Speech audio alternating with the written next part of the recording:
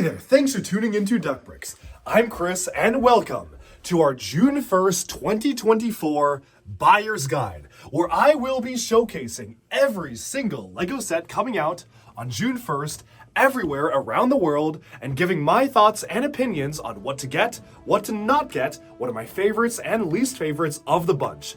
Now this video is going to be split up into two pieces, and the first part is going to be focusing on sets that are releasing worldwide everywhere in the world on June 1st. So North America, Europe, Asia, no matter where you are, these are coming out at the same time. The second part of the video is going to be covering the sets that are releasing only in Europe and Asia on June 1st, and in North America, they're going to be releasing on August 1st or July 1st. It is basically due to retailers that LEGO have to make these decisions on delaying some sets in certain regions. So for conveniences of viewing, I have placed timestamps in the description below where you can jump to just the themes for the June 1st sets and then just the themes for the August ones and then go from there. But now, without further ado, let's dive into our look at every single LEGO set releasing this year on June 1st everywhere in the world. Okay, so jumping into things, this video is basically going to be split into two pieces. The first part is going to be covering the LEGO sets releasing on June 1st worldwide. So regardless of whether you live in Europe or Asia or North America, these are all the sets that are coming out on June 1st everywhere around the world. The second half is then going to cover all the sets releasing on August 1st or July 1st in the US, but on June 1st everywhere else in the world. This is actually due to the way that retailers in the US typically want to stock products. In the US, they want to stock the biggest wave to hit the Christmas shelves on August 1st, whereas in Europe and Asia, they want to stock them starting June 1st. LEGO essentially does have to comply by these regulations set out by retailers, which is why we often get things much later here in the US, although for certain occasions and for very important sets, they will make exceptions. And now, without further ado, let's jump into the sets that will be available worldwide starting June 1st. We'll be starting off with a couple of one-off themes with, of course, LEGO Icons. Now, for Icons, there are two major releases, and the first one, which I've already covered in depth, is, of course, LEGO Lord of the Rings Barad-dûr. This is set number 10333. It comes with 5,471 pieces and retails for $460. It's coming on June 4th for everybody, but June 1st for VIPs or LEGO Insiders members, which basically means anybody who wants to sign up.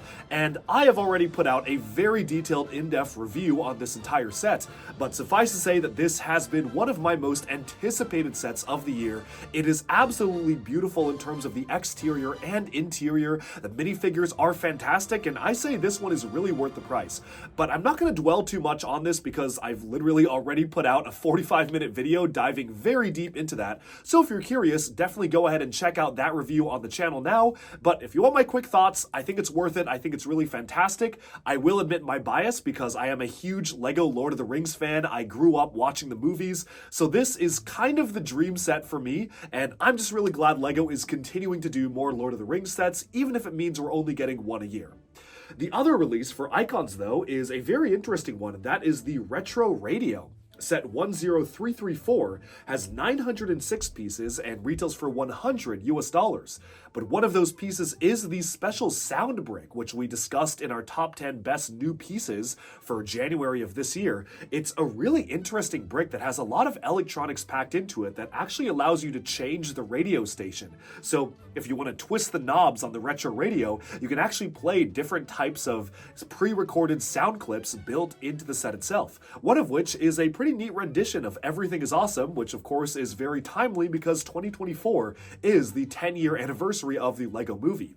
Personally, I was actually kind of surprised they actually got the rights to play Everything is Awesome in a standard non-LEGO movie related set, but I guess the rights for that song are tied up with LEGO and not Warner Brothers. Regardless, it's a really interesting set. And for $100, I do think you definitely are paying a lot for the size of what you get. But again, do keep in mind that this does have that elusive sound brick, and the other set it comes in, the Hogwarts Talking Sorting Hat, is very expensive and doesn't include a lot of pieces. So if you're talking about getting a good deal and getting that sound brick, well, this is a pretty good set to get it in. Moving on from that, though, we can take a look at our only LEGO Ideas release for June 1st. That's 21349. That is the Tuxedo Cat. With 1,710 pieces, this also retails for $100. And this is a really interesting one because I have seen people online really love this, and I have also seen people online really hate this. And I'm gonna be honest, I kind of fall in between. And it's not to say that I don't want a brick-built Lego cat. I think the concept is really cool. I will say, though, it does feel a little rectangular and boxy to me. I'm not really sure how they could have changed it, but it feels very much like a statue of a cat instead of a real-life animal depicted in Lego form. Maybe my opinion will change when I pick it up on June 1st, because I always do buy everything on June 1st. However, as it is right now, I do think it's a cute concept. I think a lot of folks are really going to love this, and I know a lot of people who are not necessarily AFOLs, but just general fans of Lego, or not even fans of Lego, but fans of building stuff or doing something creative with their hands, or cat lovers, really responded well to this. So I think it was a really good idea for Lego to put it out, but I don't know, some of the angles, I'm just not 100% sold on it personally. However, it is hard to pass up for $100 with 1,710 pieces. That is a lot of bang for your buck. And I gotta say that the value is looking pretty good just from the outside in. Definitely have to wait and see how many of those pieces are really small detail elements and exactly how much I feel like we're getting for the money. But given the size of the cat, at least from what I've seen from reviews that people have posted online, people who were sent the cat as part of the Lego Ambassador Network, it seems pretty sizable. And I'm really curious to see how the building experience goes. However, if we're talking about brick-built Lego animals, I do think there is one slightly better coming out at the same time, and we'll be covering that in a little bit. Moving onwards, there's only one other kind of special one-off set. This is not under Lego Icons, but instead is classified under a Lego brand retailer exclusive, or kind of like a seasonal type set, and that is set number 40719, the traditional chess set. Now this is really cool. With 743 pieces, this retails for $75 US, and this is, in my opinion, probably the best version of a chess set for just a standard chess set, nothing fancy going on with minifigures or theming, that we've pretty much ever gotten from Lego. We've gotten black and white chess sets before, and I think they do the job okay, but this just adds another layer of elegance to it because the pieces are carved, kind of looking like wooden carved pieces. They're using different shades of nougat and brown to really make it feel like this is something that is very special, wood carved, kind of like a high-end chess set. And given the piece count, 743 parts for $75, it's actually right on the dollar, about that 10-cent price per part ratio. So I'm pretty happy with it. I definitely will be picking this up because I've got a friend who's really into chess. He's actually one of the world chess champions, so I know he's gonna love this for his birthday. But overall, really excited to get this for myself as well and to add it to my collection. Obviously, I love it when Lego does chess sets. Back in the day, we got some amazing fantasy era chess sets from 2008 with the giant trolls and the skeletons and the wizards and the knights, and I will always prefer those more fanciful ones compared to the normal chess sets, but I think this one is a really nice one, and if you're gonna get a traditional chess set, this is the nicest one Lego has made. And moving on from that, we can start to move into the mainline themes, and starting off with Lego Architecture, which also only has one single release. That's 21061 Notre Dame de Paris, and that is retailing for $230 with 4,383 pieces. I gotta say, Lego's doing pretty good on the value here. This will not last throughout this whole video, trust me, but that's a lot of pieces to get for what you're paying. And yes, a lot of those pieces are incredibly small detail elements. You got so many tiny little magic wands recolored in tan. You got these little kind of wheel spoke elements used for the windows. There's a lot of really good element usage here. And so while it definitely is not super commensurate with a standard set where it definitely feels like, yes, you're getting a lot of pieces, but a lot of those pieces are really small, I cannot deny that this is an absolutely beautiful set. I was actually on hand in September of last year at LEGO Fan Media Days in Billund, Denmark, home of the Lego Brick, where we actually were able to get hands-on with this model and see it unveiled to us for the first time. You can actually check out that reveal if you're curious. I posted that video a few weeks back, and I was just as blown away by it when I saw it from across the room, sitting pretty far away, as I am today. I mean, you can just see the amount of detail. You can even remove part of the roof to look at the interior and see how it's constructed. And obviously this is very timely because the real world church is being repaired, and I believe those repairs are scheduled to be finished either by the end of this year or beginning of next year, so it's kind of perfect timing for LEGO to do a set. And if you didn't know, the person who designed the set actually designed the Eiffel Tower, and he basically said this, in his opinion, is even better than that. Like, that was his last masterpiece, and he said that this tops even that.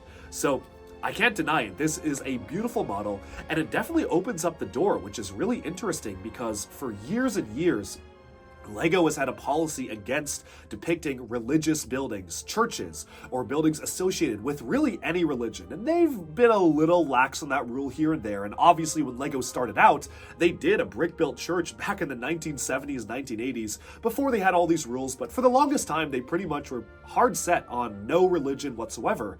However, due to the launch of this set and people asking LEGO have their policies changed, they actually put out a statement pretty recently that said that they have been looking into evolving their policies based on the historical or cultural relevancy of a building, which means that we might be getting some really good church-like buildings for architecture in the future. I would love a basilica. Oh my goodness, I would love so many different things from LEGO in terms of beautiful churches all around the world. And I do feel like that is a good vibe because it's a good thing for LEGO to change their policy. It's not like they are promoting one particular religion by putting out the set. They're celebrating history, they're celebrating culture, they're celebrating a world landmark. So I'm all for it. I say bring it on, and I'm really happy they're doing this and actually changing their policy to allot for this. But moving on from that, we can take a look at a completely different theme. From here, we're kind of going in alphabetical order, and that is Brickheadz. Now, Brickheadz has a couple of themed releases here, and they actually have quite a number of different sets. And the first one is 40751 Legolas and Gimli for 297 pieces. It retails for 20 bucks, which is par for the course for Brickheadz. I really do like how they haven't raised the prices of Brickheadz, which is still a little surprising to me that they've stayed $10 a Brickheadz since their inception in 2017. But this is obviously the one I'm most looking forward to because it is Lord of the Rings after all, and we did just get some Lord of the Rings Brickheadz last year. Now we're getting some more. I actually really like the way they've done Gimli. The helmet looks really good. It looks like he's using a printed piece for the triangle-like design on the top of the helmet, so definitely a big fan of how they've depicted that. Brickheadz is something that I've been trying to collect every single one of. I think I'm literally only missing like the inside tour Brickheadz, so I'm well on my way there. I've got all the Comic-Con ones and the Star Wars Celebration ones. So obviously I'll be picking all of these up, although certainly some definitely excite me more than others, with this Lord of the Rings one being one of the most exciting. From there, though, we have three of them that are kind of related to the Disney theme, and the first one is 40753 Mirabel Madrigal from, of course, Encanto. For 10 bucks, you have 179 pieces, and this is another one where I feel like they've really captured the likeness of the character really well. It's great to get a lime green recolor of the Brickheadz glasses piece, which I love to use in custom builds as fences and all sorts of different technical details, so that's a really good piece to get. And otherwise, not much else I have to say about this one. 10 bucks, pretty standard Brickheadz, and we can move on. 40749 is meant to tie into Inside Out 2, which I'm really excited to watch. I'm going to be watching it with Just Too Good, aka Sarah, at Brickworld Chicago. We'll probably have a whole gang watching it in June, so I'm really excited for that movie, and hopefully it does live up to the first one. But this is actually, interestingly enough, a Brickheadz 3-pack, and the reason why it's only $20 for 300 pieces is because two of them, they basically count as smaller, midi-sized Brickheadz. So they've given us quite a good deal here, where sadness and anxiety are depicted with smaller builds and joy is the only one larger. I think they did a fairly decent job of depicting them, at least the best they could given the Brickheadz aesthetic. I feel like for Joy, she has a very thin profile, and it doesn't necessarily translate super well to Brickheadz. I mean, they did depict her as a mini doll, which I think actually was a really good choice because it does capture the proportions really well of the character. But in Brickheadz form, not super convinced, but again, they're trying to fit it to the style. Sadness, however, is pretty perfect because that is really kind of the body shape of the character in Brickheadz form, so I think that worked out quite well. And the new printing for the eyes on Sadness is quite funny. I think it's very limited in the way that you can use the print, but I think it really does capture the character quite well. And then finally, we can move on to the final Brickheadz 40752 is Carl, Russell, and Kevin, of course, from Up, with 308 pieces. This retails for 20 bucks, and this is another great one because they have counted Kevin as a smaller scale Brickheadz, even though he is pretty large. I mean, he does tower over some of the other characters. So I think you're getting a pretty good deal here, especially if you are a Brickheadz collector, and especially think they've really captured the likenesses very well, especially with Russell. I feel like Russell just, again, because the character model is square, he is the perfect candidate for Brickheadz, so it totally works. I'm a fan of how they depicted these, and I'm glad we're getting more than just like a couple of Brickheadz each year. In 2018, they made a little too many, and they had 10 Brickheadz releasing every month, and they got so oversaturated, and they had to pull them quickly from shelves because they weren't selling well, and they kind of course corrected after that, but we've slowly been building back up to kind of more reasonable numbers for Brickheadz launches, and I'm glad we're getting 4 different ones, even though 3 of the packs are Disney related. Would have been good to see some more variety, but I'm just glad we're getting a Lord of the Rings one. Moving on from that, we can take a look at Lego City. Now, Lego City is quite interesting because they have revealed the entire summer wave for City, but around half the sets are not going to be released until August. So stuff like the yellow delivery truck, or even some of the other construction stuff, or the streetcar and station, which are the ones that I think personally interest me a little bit more than some of these ones. Those aren't going to release until August, so it is what it is. However, they are actually launching a brand new sub-theme for Lego City, which is quite fascinating and has caused quite a stir in the Lego community because they have brought back Johnny Thunder from Lego Adventurers. If you don't know Johnny Thunder, he basically was an icon of Lego back in the late 1999s and early 2000s with Orient Expedition, Dino Island, Adventurers Egypt, and Adventurers Jungle. Johnny Thunder is a bona fide Lego icon, a Lego hero, and they've actually done a modernized version of Johnny Thunder for Lego City. I have a lot of thoughts on how they've depicted Johnny Thunder, and honestly, I'm a little mixed on his design. I definitely feel like he feels more like a cowboy here, whereas Johnny Thunder was always very Australian. Like, he was definitely an Australian character. He was meant to be kind of like, oh, g'day, like that kind of Australian type of vibe, but I don't know. I'm not super sold on, I don't know what it is. The expression, it might be the mustache, it might be the way they've done the beard. I don't know, I think it's all right. It's not that big of a deal, but I definitely would have preferred it to be a little bit closer to the original character that we got. Now, we did get a collectible minifigure version of Johnny Thunder, which I always think is the definitive one. In my opinion, that is pretty much the perfect version of the character we could have gotten, but this one's just okay. But alongside him, we get a number of new sets and new animals as well. And I have a lot of thoughts on the way they're done. So the first one is 60424, the Jungle Explorer ATV Red Panda Mission. This one is retailing for $11, coming with 92 pieces, and it features Johnny Thunder, of course, as well as a brand new mold for a red panda. This red panda is also going to appear in LEGO Dreams in a couple of different sets. It kind of seems to be Izzy's new animal, which we'll take a look at whenever we cover the August sets, but I actually really love the mold. It looks like it is dual or maybe even triple mold. Very curious to have that in hand, and very excited for it to appear on Pick-a-Brick, inevitably for like $3 to $6 a piece. I know that's what they're going to charge, but it's going to be really great to get that on Pick-a-Brick because it is such a cute little animal, and I want to get so many of these to infest my city with them. We should, however, talk about the color scheme, and LEGO City has done something very interesting where I get the logic, and in every other scenario, I actually would have been a big fan of this. Except for this one, and let me explain. What they've done is they've basically kind of built up some sort of like lore behind the LEGO City Adventurers, where every single adventurer has the same color scheme. So the Arctic sets that we got last year, the deep sea sets, and now the jungle exploration sets, they all have the same exact color scheme. Now they do try to introduce a couple of highlight colors here and there. So for Arctic, we had some light blues introduced, and same for the deep sea stuff, we had some dark blues. But here, they've introduced olive green as a highlight color, but they've kept the core color scheme of white, dark blue, and orange. And I'm gonna be honest, white, dark blue, and orange is a killer color scheme for the Arctic stuff.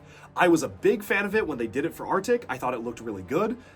For jungle stuff, and especially for Johnny Thunder, I don't know. I'm not a huge fan of that color scheme being used here. And they did try to bring in some of that jungle vibe with olive green, but I just feel like that really clashes with the color scheme. And I find it almost funny because essentially what they're implying here is that there is some corporation out there that has commodified and basically they've brought capitalism to exploration, and Johnny Thunder has been sucked into this corporation. And I find it's almost kind of interesting how that maybe reflects some things with Lego right now, but I don't know. It's just very interesting how they've got just the standardized color scheme, which typically would be really cool. Like, I always am a big fan, like, oh, whoa, that's like the color scheme from last year's sets. They're making it standard to build this lore, so you have a fleet of vehicles. But honestly, I would have just said leave Johnny Thunder out of it. Like, I don't know. I feel like when you put Johnny Thunder on, it kind of gives the expectation that you would essentially want him to be with his old crew, to have similar color schemes to the old adventurer stuff, and this just isn't really it for me. That's just my opinion, though. Very curious to hear what other folks have to say. But enough about that. We have some other sets here. 60425 is the Jungle Explorer water plane, and we are getting a few larger sets later on come August, but these are just the June 1st sets, so I'm just covering the ones releasing on June 1st. It's really interesting. They've literally split the Jungle Wave in two.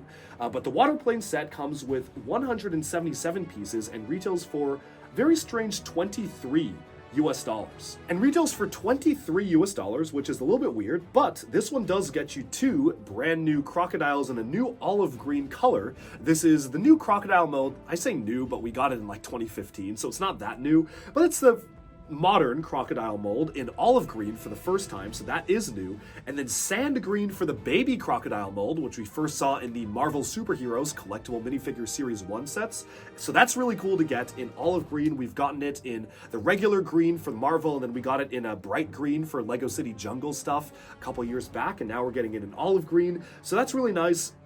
The plane's fine, like, it's okay, not super strong. I don't have super strong feelings on the plane in general. Again, it's that color scheme that just, I feel, really doesn't fit in a jungle setting. I feel like they devised this color scheme for the Arctic, and then they were like, oh, wouldn't it be cool if we made it the same for all exploration stuff? But the olive green just doesn't really fit. I don't know. I don't like the color scheme. I'm sorry. Maybe I could repurpose these vehicles to fit well in the Arctic, and then I think it would totally work. But here, not super sold. But it is good to get new animals, though. No trace of Johnny Thunder here. There is, however, a woman with kind of auburny colored hair. You could imagine that might be Pippin Reed, although Pippin Reed has traditionally had red hair. So, I don't know. You could say it's a modern version. You also have a pilot in there with a beard and an aviator cap, which you could also maybe translate over to some of the pilots we saw in LEGO Adventures. But it's a weak link. I think Johnny Thunder is really the only Adventurers link that we get here. And overall, this set is fine. I think with two animals, well, three animals in it, it is a fairly okay price, but $20 would have been a lot better, especially because it only has 177 pieces. And then finally, we have 60426, the Jungle Explorer Off-Road Truck. And this one is the largest set releasing so far for the jungle sub-theme. We will be getting more later on, especially with a brand new gorilla mold, which doesn't even appear in these sets, but we're going to get it in August. But anyways, this one comes with 314 pieces, retails for $35, which is a little more fair, and comes with a brand new tiger animal. Now this tiger is, for me, the most exciting animal to get here because I feel like it is a very realistic rendition of a tiger. We've gotten a tiger for Lego Disney, but it was styled around the Lego Friends design, so it wasn't really kind of a quote-unquote realistic or Lego minifigure realistic Lego animal. But this is so good. I love the bit of jungle terrain that we got, and I just wish we got more emphasis on the jungle terrain and less on the vehicles. And I feel like 2017's Lego City Jungle sub-theme did a much better job of giving us a lot of terrain and then also really good vehicles in the flame yellowish orange color. Here, this truck feels like, yeah, you could have just taken out the olive green, slapped it in the Arctic, and it would have been totally fine.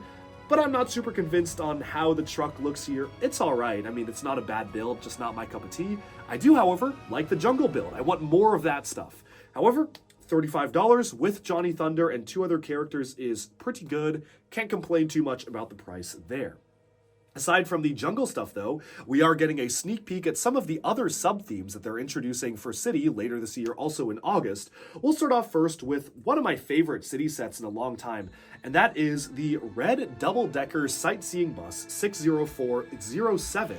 Retails for $30 and comes with 384 pieces, which is surprisingly good value where City's concerned. City is often one of the most overpriced LEGO themes, so it is a surprise to be sure, but a welcome one, to get a pretty decently sized double-decker bus for $30 with a good piece count as well. I actually really like the design of this. I will be putting it in my own LEGO City, and this is probably one of my more anticipated LEGO City sets because it's realistic. It's something that you would see like a hop-on, hop-off bus in many other cities. I love to travel. I love traveling all over the world, so I have a lot of fond memories of going on these open-air top buses and going around to different parts of different cities and hopping off, hopping on, and kind of exploring a city that way. So this is really cool, and I'm surprised it's taken LEGO this long to make a dedicated set just for this. Of course, there is a nice little hint towards some of the future sets because it is going towards a harbor. We're not going to see that until August, but you can check it out on lego.com or Brickheadz right now because all the images for the August sets are already out there. And finally, for LEGO City, we have the Yellow Construction Excavator, and we are getting a sub-theme of construction sets with the larger ones coming in August. This is 60420 with 633 pieces, retails for $55 US. By the piece count there, it sounds like this is a really good deal, but looking at the set visually, I'm not 100% convinced of $55 for it. I think it's all going to hinge on how fun this is to play with. We have actually seen, thanks to LEGO's patent disclosure information that they've published in certain German sites, what the new pieces are that they've introduced for the excavation series, and I think these are going to be very, very interesting for construction, mech builds, bionicle builds. It's basically a elongated version of a Technic pin connector with axles sticking out, and it goes into the standard LEGO Technic kind of pneumatic action pieces which are used for pistons and bionicle titans, but this kind of is a more limited degree of articulation, but it's very good for adding piston articulation to smaller builds, which I'm sure that's going to be really useful. You can see it in use in the excavator here. Otherwise, color scheme is pretty good, pretty classic color scheme of the flame yellowish orange and black. And yep, I am not sure if I'm going to be picking this one up day one. I probably will because I usually get everything, but it is still interesting to see LEGO City delve once more into construction-focused stuff. But with that, let's move on to our next theme, and that is LEGO Disney. Now, Disney does have quite a number of releases, a couple of which I have already reviewed on this channel, specifically the ones pertaining to the Lion King sets, but let's just go in order and take a look from there. Set number 40720 is the mini Disney's Sleeping Beauty Castle, and I like this one quite a lot. This one, of course, has a minifigure included with Aurora there with really nicely printed arms, super fantastically detailed minifigure, so that's a really good one to get. And this one is a really good one because we have gotten a mini Disney castle before, but we've never gotten the mini Sleeping Beauty Castle in set form before. So this is a really nice display piece. You can kind of use it to mimic the Disneyland California type of opening gate, and I think the build is great. It will go alongside very well with the other mini Disney diorama builds. We had the Aladdin Castle, we had the Little Mermaid Castle, we had the original Disney Castle, and we had the Haunted House, or the Haunted Mansion. So this is the 5th one, I believe, in that series, if I'm not forgetting any off the top of my head. Yeah, and that is a really cool one. Good to see those opalescent, transparent satin elements being used for the top of the tower, some printed elements for the windows, and I have very few complaints about this one. For 528 pieces, this retails for $40, which I think is pretty fair. And now we get to a set that honestly I have a lot of mixed feelings on, because I'm excited for the set, and in fact it is probably the most excited I've been for a mini doll focus set in a long time. But this set could have been so much more. So this is Maleficent's Dragon Form. It has 583 pieces and retails for $70 US, and this is a mini doll focused playset with the dragon form of Maleficent, with some really nice dual molded black and transparent purple wings, a brand new mold for the head there, really fantastic design and detailing for the dragon. It looks really cool, and even a side build of the castle itself, and then mini doll versions of the main characters. Here's the thing about this set though. This set was supposed to be an 18+ icons display model set. Pictures leaked last February 1st last year. We got photos of the set, And the designer of the set stated on brickset.com, where you can look the set up, and this is public knowledge, they said that another mini doll set, another playset, was canceled last minute. So they had to retool the 18 plus display set into a playset, simplifying the dragon, simplifying the details, and changing it from minifigures to mini dolls. This is unfortunate because we literally know what that set was supposed to look like. I'm obviously not allowed to show it on this video, but I mean, you can find it. The pictures are online. And that set looked really good. You had fabric pieces for the dragon wings. You had a crumbling bridge where the dragon was perched on. You had a massive energy blast, fire coming out of the dragon with the knight kind of putting his shield up. And it was such a cool display piece. That would have been so cool. And it's very, very sad to hear that they basically just retooled that set into a kid's play set because they had to cancel another set last minute. So it is unfortunate. Will I still be getting this because I love Lego Dragons and it's still a cool set? Like, it is really cool. Yes, I think it is a good build. I think it is probably a little overpriced. Well, very overpriced in my opinion, but it is a very cool dragon. You do get large pieces with it, but it just could have been so much more. Anyways, moving on from that, we have 43243. This is Simba the Lion King Cub with 222 pieces, retailing for 20 bucks. I've already put out a review of this on my channel, so you can check that out if you want. But this is really cute. It is kind of a fully posable Lion King Cub Simba, and really interestingly, based on the comments of that review, a lot of people have said that they actually like this smaller one a lot more than the larger one that we're about to see. They like how playable it is and how accurate it is to the actual show and movie, and I can't complain. It is a really cute set, and for 20 bucks, I think it's pretty good value. Moving on from that, though, we have set number 43245, the Magical Madrigal House, and this is the second version of the Madrigal House that we've gotten from Lego, and I think this one is the far superior version. I have a lot of fond memories of seeing Encanto in theaters, went on a fantastic dinner date there, and anyways, great movie. I love that movie, actually. I have a lot of fond memories of that, and this house is really, really well depicted. I really love the color scheme of the house itself. You have vibrant colors. You have the new Lego Friends foliage piece being used for the actual coloration of pink above Isabel's room. You have all sorts of different colors being factored in while making it still feel like a cohesive build. And if you look at the interior, they actually have captured a lot of details from the movie on the interior of this build. So the thing is, with this set, you have 1,560 pieces retailing for 160 US dollars, and that is pretty good value. It's okay, I think. You do get minifigure depictions of a lot of the different characters. No Bruno, though. We don't talk about Bruno, and apparently Lego doesn't either, because you basically have literally everybody but Bruno. So it's a bit of a miss. I would have loved to see a Bruno mini doll, but alas, sadly he might be hiding under the floorboards because he's not here. But everyone else is basically here, and the mini dolls look great. It is the first time we are getting many of these characters in mini doll form, so that is really cool. And this is definitely one of my favorite Disney sets coming out this year.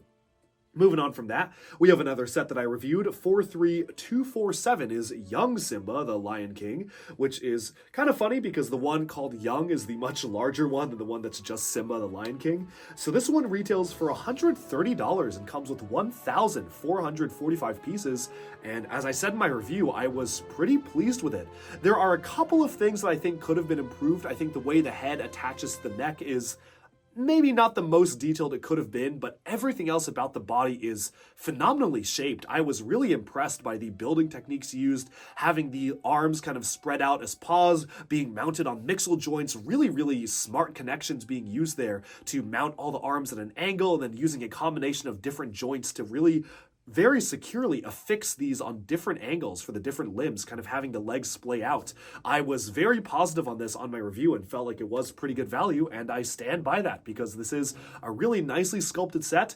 And this is the one that I was mentioning that it's another kind of brick-built feline that I think is a little better than the LEGO Ideas Tuxedo Cat, just in the shaping. It is just what I think. I just like this one a little bit more in terms of making it feel more alive, but again, this one is more cartoony, so they could get more exaggerated with the proportions and make it feel more wacky and out there in terms of how it's depicted, so obviously they were working under different constraints. Moving on from that, though, we have 43252, and that is Moana's Flower Pot. This is kind of continuing alongside the Flower Pot series where we previously got the Encanto one with Isabella. This one has Moana with a really nice set of brick-built flowers here. This is kind of like a baby botanicals line where LEGO does a lot of beautiful sets for their botanicals lineup, and this one is just kind of one to complement that lineup. And I do have my other flower pots displayed next to the full-scale botanicals, so I think this one does look really good next to it. And I love how we actually get a little boat for Moana to go alongside it. Of course, much like the other one, this one does open up and have a little bit of a scene and habitat inside as well, so it's nice they have those Easter eggs featured inside. But overall, not too much else I have to say about this one. 619 pieces for 40 bucks is a pretty good deal, albeit a lot of those pieces being very, very small, but I still really do like the way they've presented it. And overall, this one feels like fairly good value. And finally, moving on from that, we have 43267 Snow White's Jewelry Box. So Snow White's Jewelry Box is nice because it does come with two different mini dolls. You have got the Evil Queen as well as Snow White, but the set itself is kind of featuring the sword where I guess you pull the sword out and you can use it to unlock the box, which I think is quite a nice design. You have a little dots bracelet being included as well. The jewelry boxes are, obviously, I'm not the target demographic for those, so it doesn't really appeal to me that much, and I don't know if I'm going to be picking this one up, but I do think it is fairly nice as a set, and definitely a lot of young kids will really gravitate towards this one. However, with 358 pieces, it retails for $45, and that is just a little too much for me. I think that's pretty overpriced in my opinion, but it is what it is. Most of the jewelry box sets are quite overpriced, I will say that, and this one is no different. But with that, we can move on to one of my all-time favorite themes, in my opinion, one of the best themes that LEGO continuously puts out, and that is LEGO Friends. LEGO Friends, to me, is easily one of the best themes in terms of builds, especially after they revamped their style of builds, and a lot of the sets coming out are really exciting. But first, we got to start off with some of the smaller ones. 42618 is the Heart Lake City Cafe with 426 pieces. This retails for $30, so that is pretty good. Pretty happy with the way this one looks, and it is one of the smaller ones, but this is actually a really nice looking building. I love the color scheme of the spring green being used with the black and white awnings, and you have the same mascot of the croissant with the chef's hat, which we actually saw in Brick Built Forum. I think it was last year for one of the other sets. So I like that set-to-set congruency. And overall, this is just another really nice and charming little Friends build to add to your street. Again, Friends builds, I've always said, are just LEGO City if they actually focused on city. And we're good, because LEGO Friends builds are geared towards an older audience, so they can actually go a little bit more with the details, and I'm a big fan of that. I love the way they've depicted this, and this is easily a day one purchase for me. Moving on to the next set, we actually have a sub-theme of the Heart Lake City Camp, and you have a lot of different camping grounds associated with it. Set number 42622 is Adventure Camp Archery Range, and this does introduce a recolor of the firing bow that we saw in LEGO Avatar in teal, which is quite nice to see. Good build for kind of a pine tree utilizing the fern element, and while the build itself is pretty flat and there's not a ton to do, I do like how you do have an interactive capability to the set where you actually stand your mini doll up and you can fire the arrows out and try to hit the target. So there's a bit of a game included in the set. $14 for 157 pieces on paper is fair, but I don't know, there's just not a lot going on with this one. I would have preferred it to be $10, but it is still a nice build and good to get those recolors. Not sure if I'll be picking this one up myself, but it is a nice build to get. Moving on from that, we have 42623, and that is the Beach Water Scooter. This one comes with 84 pieces and retails for $10 US, and this is one of these smaller ones that we have included for the Friends lineup. However, for whatever reason, this one actually does feel to me a little bit more substantial than the last set that we looked at. You get a full-on kind of little lifeguard area, you get the two different characters on jet skis, you have a dolphin included as well, and overall, pretty happy with the build of this. It is a fairly simple $10 set, but I actually quite like this one. Moving on from that, we have 42624, Adventure Camp Cozy Cabins. This retails for $45 and comes with 437 pieces. And this one is interesting. We've never really gotten a build like this from LEGO. We haven't really gotten a sub-theme from LEGO before that's focused on an adventure camp. And so you have these little cabins that I do question because they are kind of just exposed to the open air, so maybe it's kind of a bit of a camping style of vibe as well. But you've got the beds, you've got different colored of roofs going over it. $45 feels a little high for what you're getting, but if you look at the piece count, it's not that bad. And I do appreciate how you even have an outhouse built into the side of one. That is a pretty funny detail. I do appreciate they were able to bring in realistic details like that. Maybe not necessarily my personal cup of tea, but I think it is an inventive set. It is certainly something we haven't really seen before from LEGO, so can't really complain there. Moving on from that, 42625 returns to the beach, and we have the Beach Smoothie Stand. 213 pieces is $20, and that one is just okay. It is a fairly decent build. I actually really like how they've done kind of this beach-like thatched roof or kind of like straw roof vibe there with those types of pieces they've used, I think the new orange and the nougat color, so that looks good. The car is wacky. I don't know what that car is supposed to be. Like, I guess they're going for a beach ATV, but it looks very weird. I don't know. Not a big fan of the car. I feel like we could have scrapped the car and just put more parts into the beach stand. However, I do love the beach, and this does look like something you would see on a beach. It even has a swing that swings back and forth, so you can relax and put your feet up. So this is a nice one. No real complaints here, and yeah, for $20, feels pretty fair to me. Moving on from that, we have 42626, and that is Adventure Camp Water Sports. This one is kind of bridging the two different sub-themes here, where you have the adventure camp, but they're also on the water. For 628 pieces, this costs $70, which is a little high. I think 60 would have been a lot better, but the building itself is nice, albeit fairly simple. I like that you have a place to store the different colors of kayaks on the side, which is very realistic. There's even a moving platform where you can deploy the kayaks and have them splash down into the water. And I also, probably one of my favorite parts of it, is this little like piece of terrain that kind of is maybe an own separate island that you can kayak to. And I did my own fair share of kayaking trips when I was in high school and middle school, so I've got a lot of fond memories of doing stuff like that, kind of finding, oh, let's go to that island and kayak over. So it is a very realistic piece of the build, but overall, definitely one of the more simple buildings. Not super exciting, but it is what it is. Feel like it should be a bit cheaper, and not much else I have to say about that one. Moving on from that, we have the Adventure Camp Treehouse. Now this is a set that I really like. This has 1,128 pieces, retails for $130, so a little high, but some of those pieces are large. See, this set I really like because this feels like it could be like an indoor treehouse or something that you could see in like a regular Lego City setting, but just kind of Lego Friendsified. And what they've done is they've brought in the yellow color scheme and the teal, and I feel like that is something that's really working for me. This feels like the ultimate adventure camp, and I love how there's so much that you can do here. There's a suspended net in teal color that you can use to kind of cross and try not to fall off. You've got a zip line for your mini dolls to go down. You have an actual full-on kayak boat, which is a really nice mold. I really do love the use of that mold in this set. You got a slide. You have even a separate little dock and island, which you can use to go over here. There's even like a rope string kind of slide on the side where you can use to kind of rappel out of the treehouse. There's just a lot of fun details here. I know that I'm gonna have a lot of fun playing with this set, so I certainly am excited to pick this one up. $130 is pretty high. It's a little high for this, but I do really like the build. It's inventive, it's fun, there's a lot going on, there's a lot of fun stuff to do, so I can't bash the set too much. Moving on from that, we have 42635, and that is the dog grooming car. 60 pieces for $10, so that is a pretty basic one. It's a very cartoonish looking car. This is a 4+ set, so this one obviously is very juniorized, very simplified, but I think that dog face on the front of the car is very cute. Not much else I have to say about that other than a very, very adorable print. I don't know what that is. Is that like sweat or maybe some dirt on his nose there? But the dog mold is done really nicely. I just love the print on that one. And overall, just a nice little charming $4+ $10 set.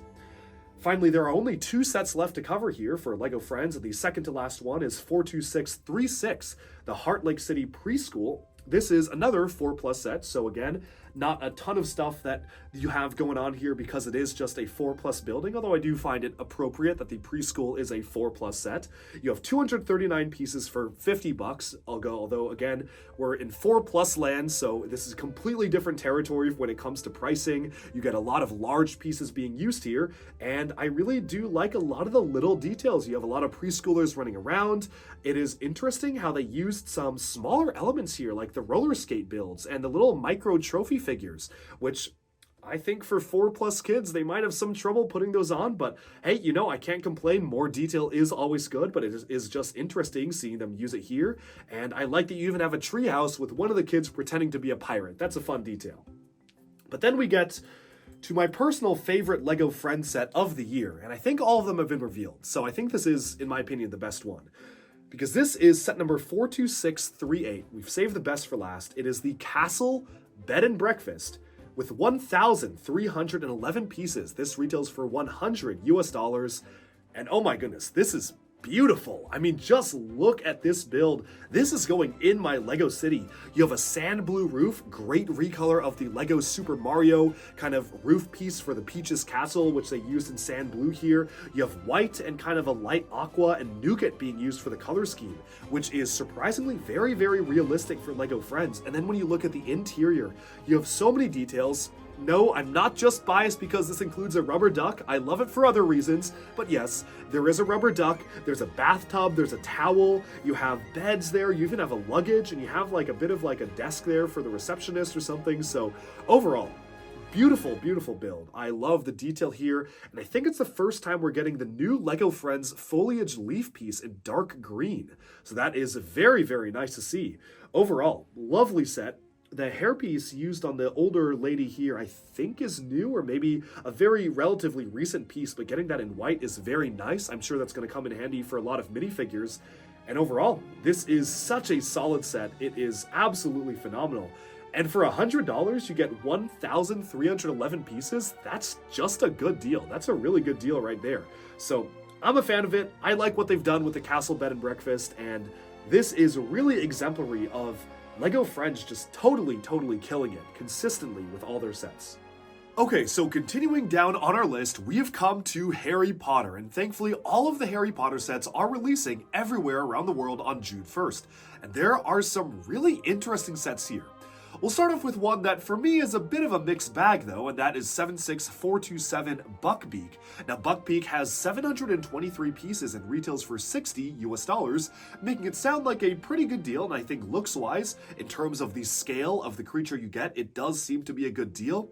However, this is kind of a large-scale buildable character rendition of an animal, and they have done some absolute bangers for this in the Harry Potter line in the past, like the buildable Hedwig that we got as part of Hogwarts Icons was super good, and for even other themes, we've gotten really solid animals.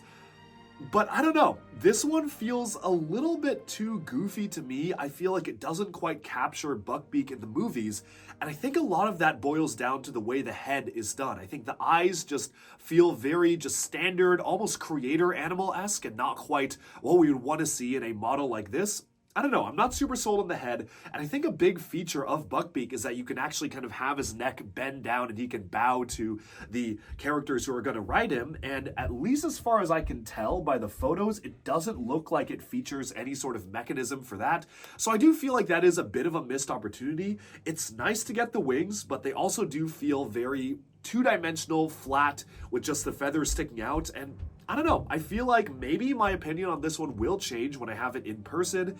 Oftentimes, the promotional images do not do the sets justice, so I am more than happy to have my opinion changed on this, but for me, just a bit of a mixed bag in terms of the way this is built. For $60, I think it is a pretty good deal if you are interested in getting it, just not really my thing.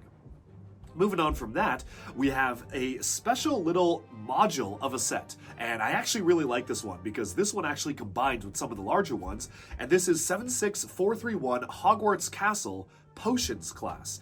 Now, at first glance, this may not look like that interesting of a set. Basically, what you get is just a wall, and that wall is kind of on hinges, and you can kind of have it hinge around, and you have all sorts of different minifigures inside with a brand new piece they've created to make it seem like the potions are bubbling out of the pot.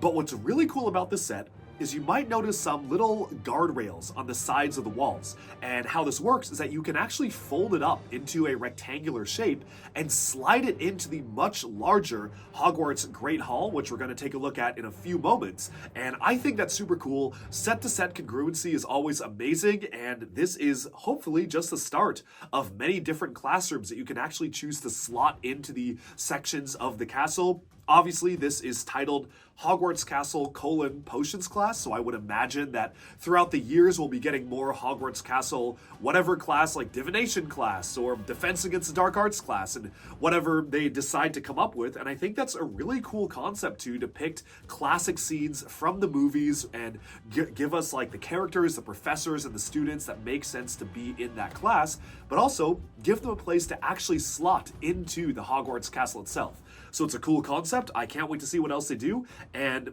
the only downside is that this is 397 pieces for $40.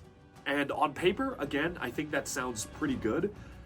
I will say though, as a standalone set, I'm not super sold. I am a little bit mixed on the way it looks as a standalone set. I think the fact that it combines with the bigger castle is amazing, and that's my favorite thing about it. But if you're not buying the bigger castle, this is a weaker set, I think, in my opinion, compared to some of the other sets that really do stand on their own. This one is clearly made to be just one module of a much larger set, and while I like it that it feels like an expansion pack to the larger castles, I can't help but feel bad for folks who just buy this set and maybe don't have the money or budget to buy the larger one, feeling a little bit let down by what you're actually getting in the set itself, which is basically just a wall. It is what it is, though, and we can move on to the next set. It is another strange buildable type of creature character sort of thing. This is 76433, the Mandrake, with 579 pieces. This retails for $70. And I'm going to be honest, I am a little confused here. I guess that the big reason why this is so expensive for the amount of pieces are the large green foliage leaf pieces. They, at least from the photos, don't even appear to be printed. I think those are stickers, but I could be wrong on that. It looks like stickers to me. But the whole deal with this is that obviously when you pull it out, the mouth can kind of open up and you can really pull it out of the pot, which I think is a really goofy and fun concept for a set. It is a very memorable scene in the movie where you grab the Mandrake, rip it out of the pot, and it starts screaming. So I think that's a really fun idea for a set. For $70 though, I don't know, I'm not feeling the price at all. It is bizarre to me how Buckbeak, a very similar set, has 723 pieces but is $10 less, and I know that price per part isn't everything. Buckbeak obviously has many small pieces, small detail elements. The Mandrake, on the other hand, has these large panel pieces for the leaves. But the discrepancy is just really high, and I'm just not seeing $70 worth of value. When I saw photos of this from when Fan Media was reviewing it, I thought it was like 50 bucks. I thought 55 tops. But 70, I don't know, not feeling it. I'm excited to have it on display. I think it is a fun set. Price aside, I actually like this a lot more than I do Buckbeak. It's just not the best when it comes to the price. Moving on from that, though, we get to 76434, Aragog in the Forbidden Forest. Now, this has 195 pieces and retails for 20 bucks, and I think this is pretty cool. It's almost a little too accurate. Like, if you're afraid of spiders, this might not be the set to get. Aragog was always a very cute creature to me when I was a kid. But I guess as a kid, I wasn't super afraid of spiders either, so maybe that's why I was a little messed up in that way. But this actually kind of creeps me out. I don't know, just looking at it, seeing the size of it, like, it's very realistic. It is the best version of Aragog we have ever gotten from LEGO. And we've actually gotten a lot of different versions, starting all the way back in 2002, when Chamber of Secrets was first coming out. We got a really big, beefy, kind of goofy looking one that was actually one of my first LEGO sets ever. I remember going to the LEGO store and actually getting that set and the Buckbeak set. Funny how things kind of come full circle. And then we got one for, I believe it was the 2011 reboot of Harry Potter, and that one used like ninja katanas as the legs and wasn't super accurate. And we got another one later on for the reboot of Harry Potter, but this one is the most accurate version we've gotten. It's a very unsettling dark tan and brown, which I think just works so well for the spider. It almost works too well. For $20, you also get a little bit of a piece of the Forbidden Forest, and this is utilizing the modular system they introduced earlier this year with the Forbidden Forest Magical Creature set, as well as the Draco and the Forbidden Forest Polybag, so you can combine all of those sets together, and now you can combine this set too to eventually make a full Forbidden Forest layout, which is really great. I have always said many times on this channel that I love it when LEGO does set-to-set modularity, and this is the perfect example of that. It works as a standalone build, but it also can be combined to the rest of the builds, so I think that's really cool, and $20 seems pretty fair to me. But man, that Aragon, if you don't like spiders, this is not the set for you. Moving on from that though, we have 76435, and this is the big one, Hogwarts Castle, the Great Hall. 1,732 pieces for $200 US. A little on the high side, but it does introduce a brand new troll big fig, which I actually think is really great. However, I wish you could turn the head. That's one minor nitpick. The original one was just using a minifigure head mounted on the body, and while there are a lot of things wrong with the way they depicted that original one from, I think it was 2002 or 2001 maybe. It might have been from 2001, somewhere around the early days of Harry Potter. This one's a lot more accurate, but the head can't move. So small detail, but otherwise it looks really, really good. And the one thing I really love about the way they've depicted the Great Hall here is you actually have a workable courtyard. Whereas other depictions of it have basically made it like a little balcony that goes up to minifigure waist heights, because obviously the scale is never going to work for a minifigure scale Hogwarts. It would be like $500 this big just for the Great Hall. I think they did the best they could with this, and this might be one of the best versions of the Great Hall yet, where you kind of have a bit of forced perspective, where you have smaller windows and the smaller roof being used for the back part of the Great Hall. But then as you come closer to the camera, so to speak, you have this larger courtyard in the center, and I think that is a really, really clever way of setting this up as kind of the centerpiece of what this eventual, as they market it as, most detailed modular Hogwarts ever is going to look like. I expect this to roll out over the next 3 years, and I'm very excited to see what kinds of sets they'll release over this period. First off, you can see it has the connection points up at the top, the clip elements for the Hogwarts kind of landing set that we got back in March. So it's very cool that we can already see that set-to-set connectivity there. I think the minifigure selection is pretty good here with pretty much everybody that you would expect in a Great Hall set. And again, when you flip it around and take a look at the interior and the inside of the castle, you can see all sorts of really great details where you have those little tiny cubbies underneath where you can slide them out. Of course, you have the girls' bathroom where the troll is attacking, but then you also have just different Hufflepuff rooms, so that's kind of a special Hufflepuff common room. I don't think we've ever gotten that in LEGO 4 before, so that's really nice. And of course, you can replace these with the potions classroom, which is very cool. Only downside of that is that with stuff like the potions classroom being a separate set, I am a little concerned about where you're going to put the other stuff, because obviously both of the slots here are already filled, so you'd have to remove something to put something in.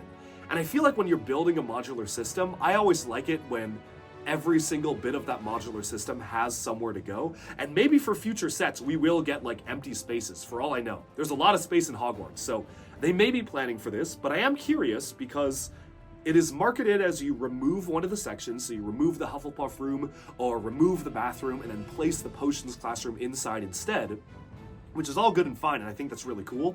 But then you have these other standalone side builds that, like, if you're on display, you don't know where to put it. One thing I love about the actual latest version of the modular Hogwarts, which I actually have fully connected up on display, was that you could actually combine all the different pieces. Like, that was really, really nice and a good aspect of that. But I feel like that is, to some extent, I don't know, we'll see how that's going to work here. But overall, though, very happy with the set. $200, again, a little high for the number of pieces. I get it, but it is a little high. That troll is very, very nice to get though, so it is hard to complain because that is easily the highlight figure. Moving on from that, there are only a couple of other sets, and the final set is the one most exciting to me, so we're saving that best one for last. But the next one here is 76439, Ollivanders and Madame Malkin's robes. With 744 pieces, this retails for $90 US, which is okay. I think 80 would have been better, 75 even better, but 90 is all right given what you get. These are meant to fit alongside the other Diagon Alley shops that we got, not the modular building versions, but the smaller versions that we've been getting over the past couple of years. And I think it's really nice how they're using transparent yellow for the Ollivander's windows. I think this is the first time, don't quote me on it, but it might be the first time we're getting Madame Malkin's as a building as well. At least I don't remember getting it before, especially looking as accurate as this one.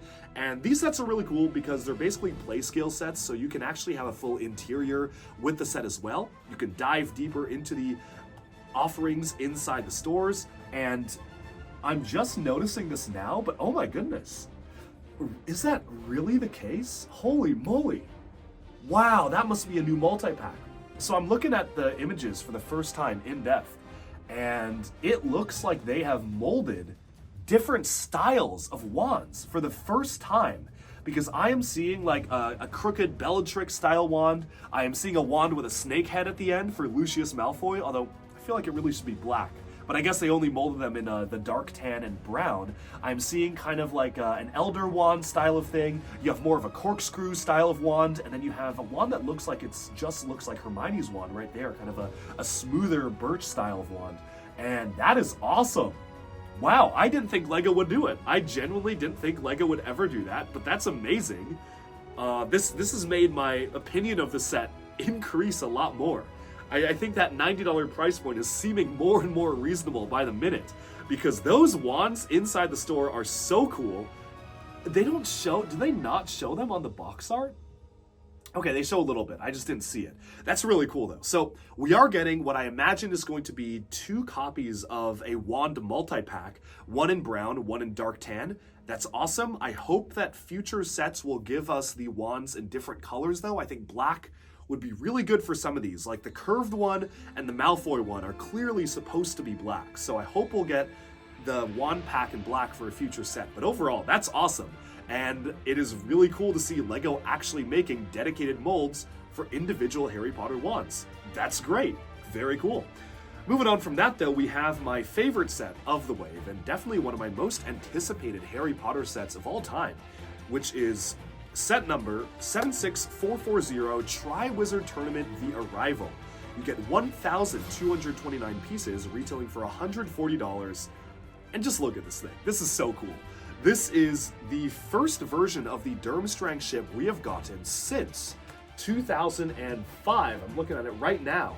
The original one that we got all the way back when Goblet of Fire was actually coming out in theaters. And that one was using the prefab Juniors 4+ Pirates molded hull. It had, of course, the Black Falcon crests on the side, which are very cool, and I do miss those here. But they have actually replaced them with the movie accurate details, and it didn't even have sails. The last one just had the little flags, no sails whatsoever, because they had the sails like already rolled up. But this one does come with the sails, all cloth. It does come with the flags, and it does come with all the right minifigures that you would want. And oh my goodness, I love the way they've done this ship. The way they've crafted the entire hull, not using any prefab elements, using all just stud techniques and really great building techniques in use. It really is reminiscent of something like the Metalbeard Sea Cow from the Lego movie, the first one in 2014, kind of a similar shape, but I love ships. I love pirate ships. I love it when LEGO does stuff like this. Since we're not really getting that many pirate sets nowadays, I mean, really any pirate sets nowadays, this is the next best thing, and I am a big fan of the way they pull it off. I think the ship is beautiful. It is maybe going to be like one of the first sets that I build June 1st. Like, I love this set so much. And it even comes with a small version of the Beauxbatons carriage, which we already got as a larger set several years ago. It must have been 2019 or 2020 when we got that as a full-on set. So it's due time for a remake, and this one is scaled down because it is kind of like the side build to this set. Obviously the focus is on the Durmstrang ship, but I think it's really cool they actually managed to include both builds in one set, and the construction looks quite neat. Obviously there's only one horse, there should be a lot more, but it makes sense, you know, budgetary, you only have room for one horse, but I think they did the best they could. It totally makes sense. Madame Malkin is using the Avatar long legs and long arms, which is a little weird. I think it's okay. I think it makes sense for the size of the character. However, previously we had her using a very long slope dress piece, which I just think worked a little bit better. However, I cannot complain that LEGO is using that Avatar long leg piece in more sets because I think it is a good piece to get. I guess it originated with Woody in Toy Story, and it is cool to see it being used. I just don't know. The proportions are a little wacky on that one here. But otherwise, the minifigure selection is really good, and the actual likenesses of the characters are fantastic. I really love the way they've captured them in all their unique outfits. So, love the minifig selection, love the accurate Goblet of Fire with the 3 handles. That's very cool. Or the cup. That's not the Goblet of Fire. The Goblet of Fire also comes in this set. But it comes with the Triwizard Tournament cup. And that has 3 handles, the snake handles on the side, which look really good, making use of the Ninjago Arrowblade piece. And I think overall, very, very solid part selection, build, everything. Biased because I love ships, but yeah, $140 for 1,229 pieces. But keep in mind, some of those pieces are the big, big fabric sales. Pretty good deal to me. I'm pretty happy with it. And let's move on. So that sums up all of Harry Potter, and then we can move on to our next theme. LEGO Minecraft is also one of the themes that is releasing worldwide all of the sets, so you can just go ahead and get them as soon as they're available, and there are quite a number of different sets available. We'll actually start off with the first set here, which is actually also a pirate ship of sorts. This is 21259, the Pirate Ship Voyage, for 166 pieces. This is only $15, and it's pretty cool. They've updated the llama to be more game accurate, and I love the printed piece on the side to show that it kind of has a saddle. For the first time in a very long time, we are finally getting the Minecraft squid back.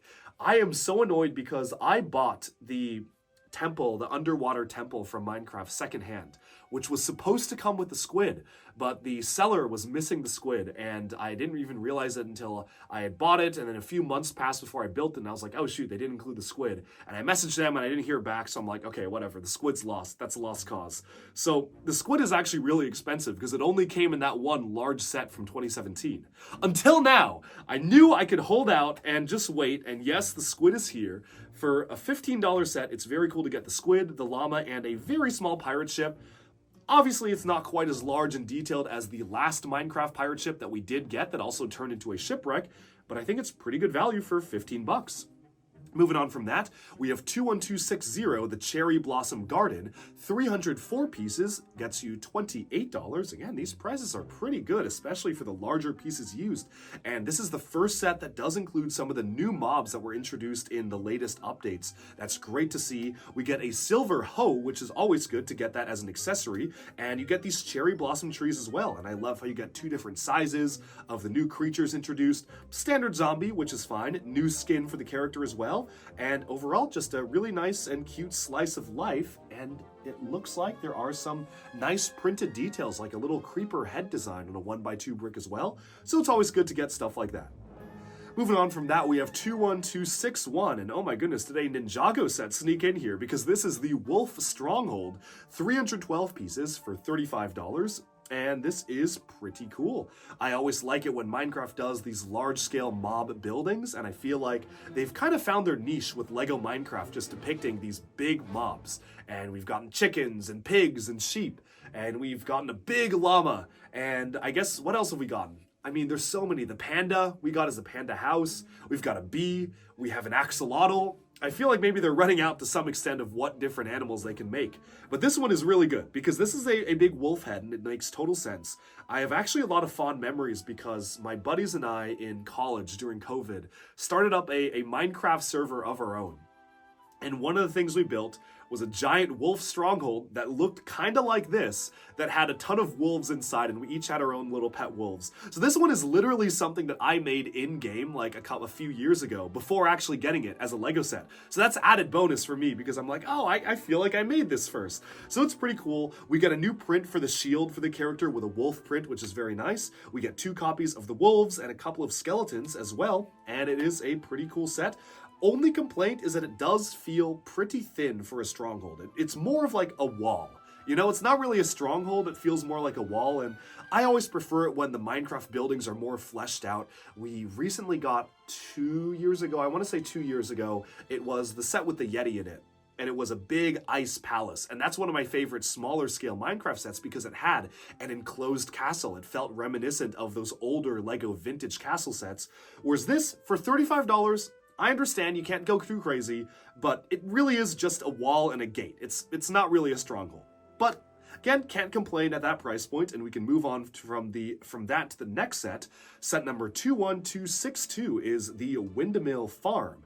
462 pieces, and it retails for $55, so I don't know, value's mediocre on this one. Could be better, could be worse, but this is, I think, also the first time we've gotten a windmill in LEGO Minecraft, and that is a nice little detail here. I don't know how you would build a windmill in-game, although I'm sure that very talented builders have figured out a crazy way to do it with redstone. But you've got an actual working windmill here. You've got two different colors of sheep, I think both of which are new. You have a villager, which is very nice. And again, another nice slice of life. I like how they've done kind of the autumny style of birch tree there with the yellows and the oranges being introduced. I always like it when they do different colors of trees. And it looks like this actually does have a couple of different functions, like there's stuff spinning on the inside, kind of working like a real life mill. So again, a lot of pretty peaceful, like kind of farm focused sets going on right now, but I think those are always good. LEGO Minecraft always felt to me like the perfect, peaceful, and also action adventure when it needs to be original LEGO theme. And this is just a really nice one to get. Moving on from that, we have 21263, the Badlands Mineshaft. 538 pieces for $60, and given the size of it, it actually looks pretty fair to me. And finally, we have the final Minecraft set, and that is 21264, the Ender Dragon and End Ship. It's been a while since we've gotten an End focus set, and this is 657 pieces, retails for $80. Now that's high. That's a little too high. $80 for this. I don't know about that one, but otherwise, I think the Ender Dragon is the best one that we've gotten. The last one we got was a little on the smaller side, and I definitely feel like it deserved a bit bigger. And the first one we got in 2014 was using limited parts techniques of its time, and it just used the big style of Batman black wings, so that wasn't super accurate. This looks like the most scale accurate and shape accurate that we've gotten, so that's really cool. And we also are getting an End ship for the first time, and I remember being in high school when that update came out, so it's long overdue that we're getting more focus on the End, and I'm very happy we're getting more stuff like this, because you even have the head of the Ender Dragon, which is a brand new mold they introduced for the set, which absolutely adds to the accuracy, mounted on the front of the ship, so that's super cool. And it looks like there's actually quite a lot of stuff that you can do with this play-wise, which I always really appreciate whenever you can actually play with the interior of a ship. Opening it up reveals kind of a potions crafting area, so that's a nice little build that you can get inside. You've got a shulker box up on the top, which is a relatively new set of molds we just got last year. Always really cool to see that. However, $80, just what are they doing? It's not as ridiculous as some other sets we're gonna get to on this list, and believe me, there are worse. But this isn't great. $80 for this is just not super good value. I feel like this should be 70 tops, 65 probably, but like, okay, 75 I would even say is like too high, but 80's too much. Too much. I'll get it because I'm crazy and I buy everything, but you shouldn't be me. Don't be me, because you'll end up with this and nowhere to put it. But then we can move on to the next theme, which is my favorite theme currently being released. Of course, that is Ninjago. Now, worldwide, there is only one Ninjago set releasing June 1st everywhere in the world, with the rest of them coming in August, so that'll be at the second part of this video. And that is 71814 Tournament Temple City. With 3,489 pieces, it retails for $250 and is the only Ninjago set releasing everywhere around the world. Probably because LEGO decided to make this perhaps a retailer exclusive, or to really push it to be promoting the new season and the rest will come later. They've done stuff like this before, so not a big surprise here, but I have spoken at length about this. I've put out an individual review of the set. I have covered it in a mega review. I have covered the minifigures in a video of their own. I have covered the Ninjago wave to death. So I will not harp on this one other than the fact that it is an amazing deal. $250 for 3,489 pieces is frankly the best deal we have talked about yet. So if you're looking for bang for your buck, this is it. It is a gorgeous temple built around really nicely detailed rock work, very fun modular system that connects to some of the later sets coming out, phenomenal minifigure selection. You got Roby and Blecht, some of the managers of the tournament there. You also have Mr. Pale returning in minifigure form after basically almost 10 years of not ever being seen in a set, so that's awesome to see. You get a lot of the most important characters too, like Lord Raz and so on and so forth, and there's a lot of great characters here, a lot of great building techniques, a lot of really beautiful scenes. I cannot recommend it enough, and if you want to learn more, you can check out my individual review. But that's actually all for Ninjago for June 1st worldwide, and we can move on to the next theme, which is another of my favorite themes, Speed Champions.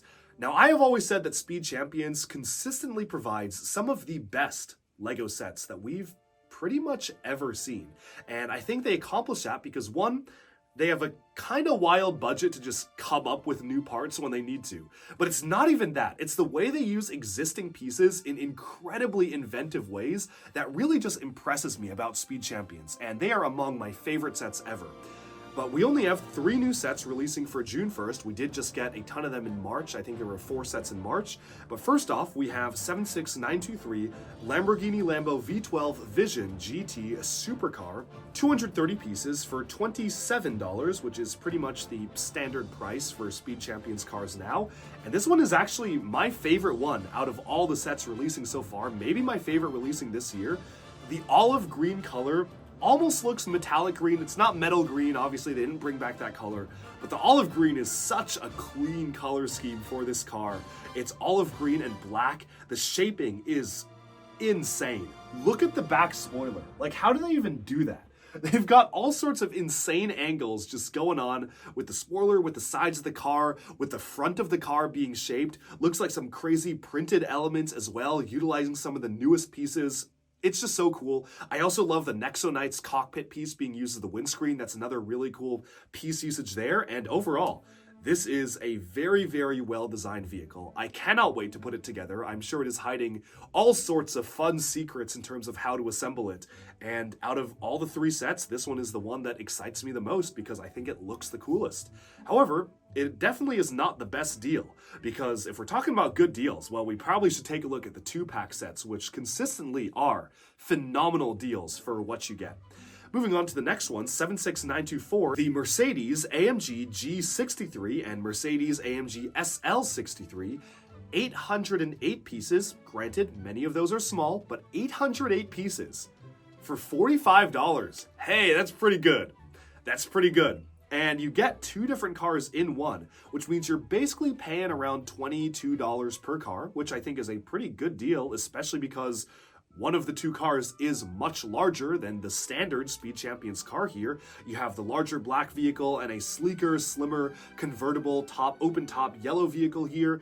And to be completely honest, I think the building techniques for these ones are not super crazy to me from the outset, and I'm sure when I'm putting it together, there's gonna be things that blow my mind, but I love Speed Champions because I feel like I learned something from the builds, and every time I build them, I feel like there's something interesting happening, and here it feels fairly straightforward. I think there's a couple interesting things going on to angle the front of the hood on the black car, and I think that zooming into the sides of the wheel arches, I don't know how they did those. Okay, that's actually pretty interesting. That's cool. Oh man, the Speed Champions team is on another level. I don't know how they, I mean, maybe like a clip in the back or a hinge, but like how do they pack that in so tightly? Okay, so that's kind of cool. But I think the rest of the vehicle, it's not like one of the other cars where every single technique is just cram-packed in. This one, it's like, okay, it's got some cool techniques here and there, and I do really want to figure out how those arches are done. But overall, especially the yellow vehicle, I think it's just not super interesting to me. It feels very standard, very just studs up, studs a little on the sides, but very, very basic build. So nothing super exciting, but I do like that you get a lot of stuff for what you pay for. And then the final Speed Champion set is 76925 Aston Martin Safety Car and AMR 23. I find it funny how they had to kind of just include a safety car when they're doing a 2-pack set. Like, one of them just isn't a racer. Like, that one is just for safety. But it is a very realistic thing to get, and it is a good one to accompany the race car. I will say, though, the AMR 23 is a very, very similar build to some of the other kind of Ferrari style or kind of special speed racing car style of builds that we got earlier in March. Nothing bad about that, but it doesn't feel like it's doing anything particularly new for me in particular. I feel like there are a lot of similarities between this and the 2023 McLaren Formula One race car, which just came out a few months ago. They almost look like nearly identical builds with just a couple of color swaps. Actually, the more I zoom in, I am not convinced. I mean, I need to look at it tighter, and I think obviously the back spoiler is different. But I think 99% of the build is identical to that set that came out earlier this year, just a different color. And I'm not knocking it because that's an incredible build, and the angles are so unreal that it almost doesn't feel like Lego when you zoom out. Like, if there was one build to just do again, it was that one. But then I also feel like I'm kind of just going through the same building process as I did before. To be completely honest, I'm not the biggest car guy. I can't really identify cars like these super easily, so I'm not buying them for the car brands. I'm buying them for the building experience, so I always really like it when I'm getting something new out of the building experience, which I think I'm going to get with the Lambo. Not super certain this is going to give me a ton of new stuff I haven't built before, but it is really nice, and green and black is a pretty slick color scheme. 564 pieces for $45 is also pretty good, and I always think the 2-pack sets for Speed Champions are remarkably good value. But then we can move on to the final theme releasing worldwide on June 1st, and that is Star Wars. Obviously, I am a huge fan of Lego Star Wars, and the funny thing is, I don't actually talk about it a ton on my channel, and I feel like it's because a lot of people out there on YouTube, a lot of my contemporaries, a lot of my friends, cover Star Wars to such a crazy degree that I am unclear as to how much extra I personally can bring to the table. And I would rather use my video space to highlight themes that maybe aren't getting a ton of focus. But that doesn't mean I don't like Star Wars, because obviously I think I own literally maybe every set. Like, I'm probably missing like 10 or 15. I own almost every set, and I love Lego Star Wars. Like I grew up on Lego Star Wars. I'm actually in the process of rewatching every piece of Star Wars media out there.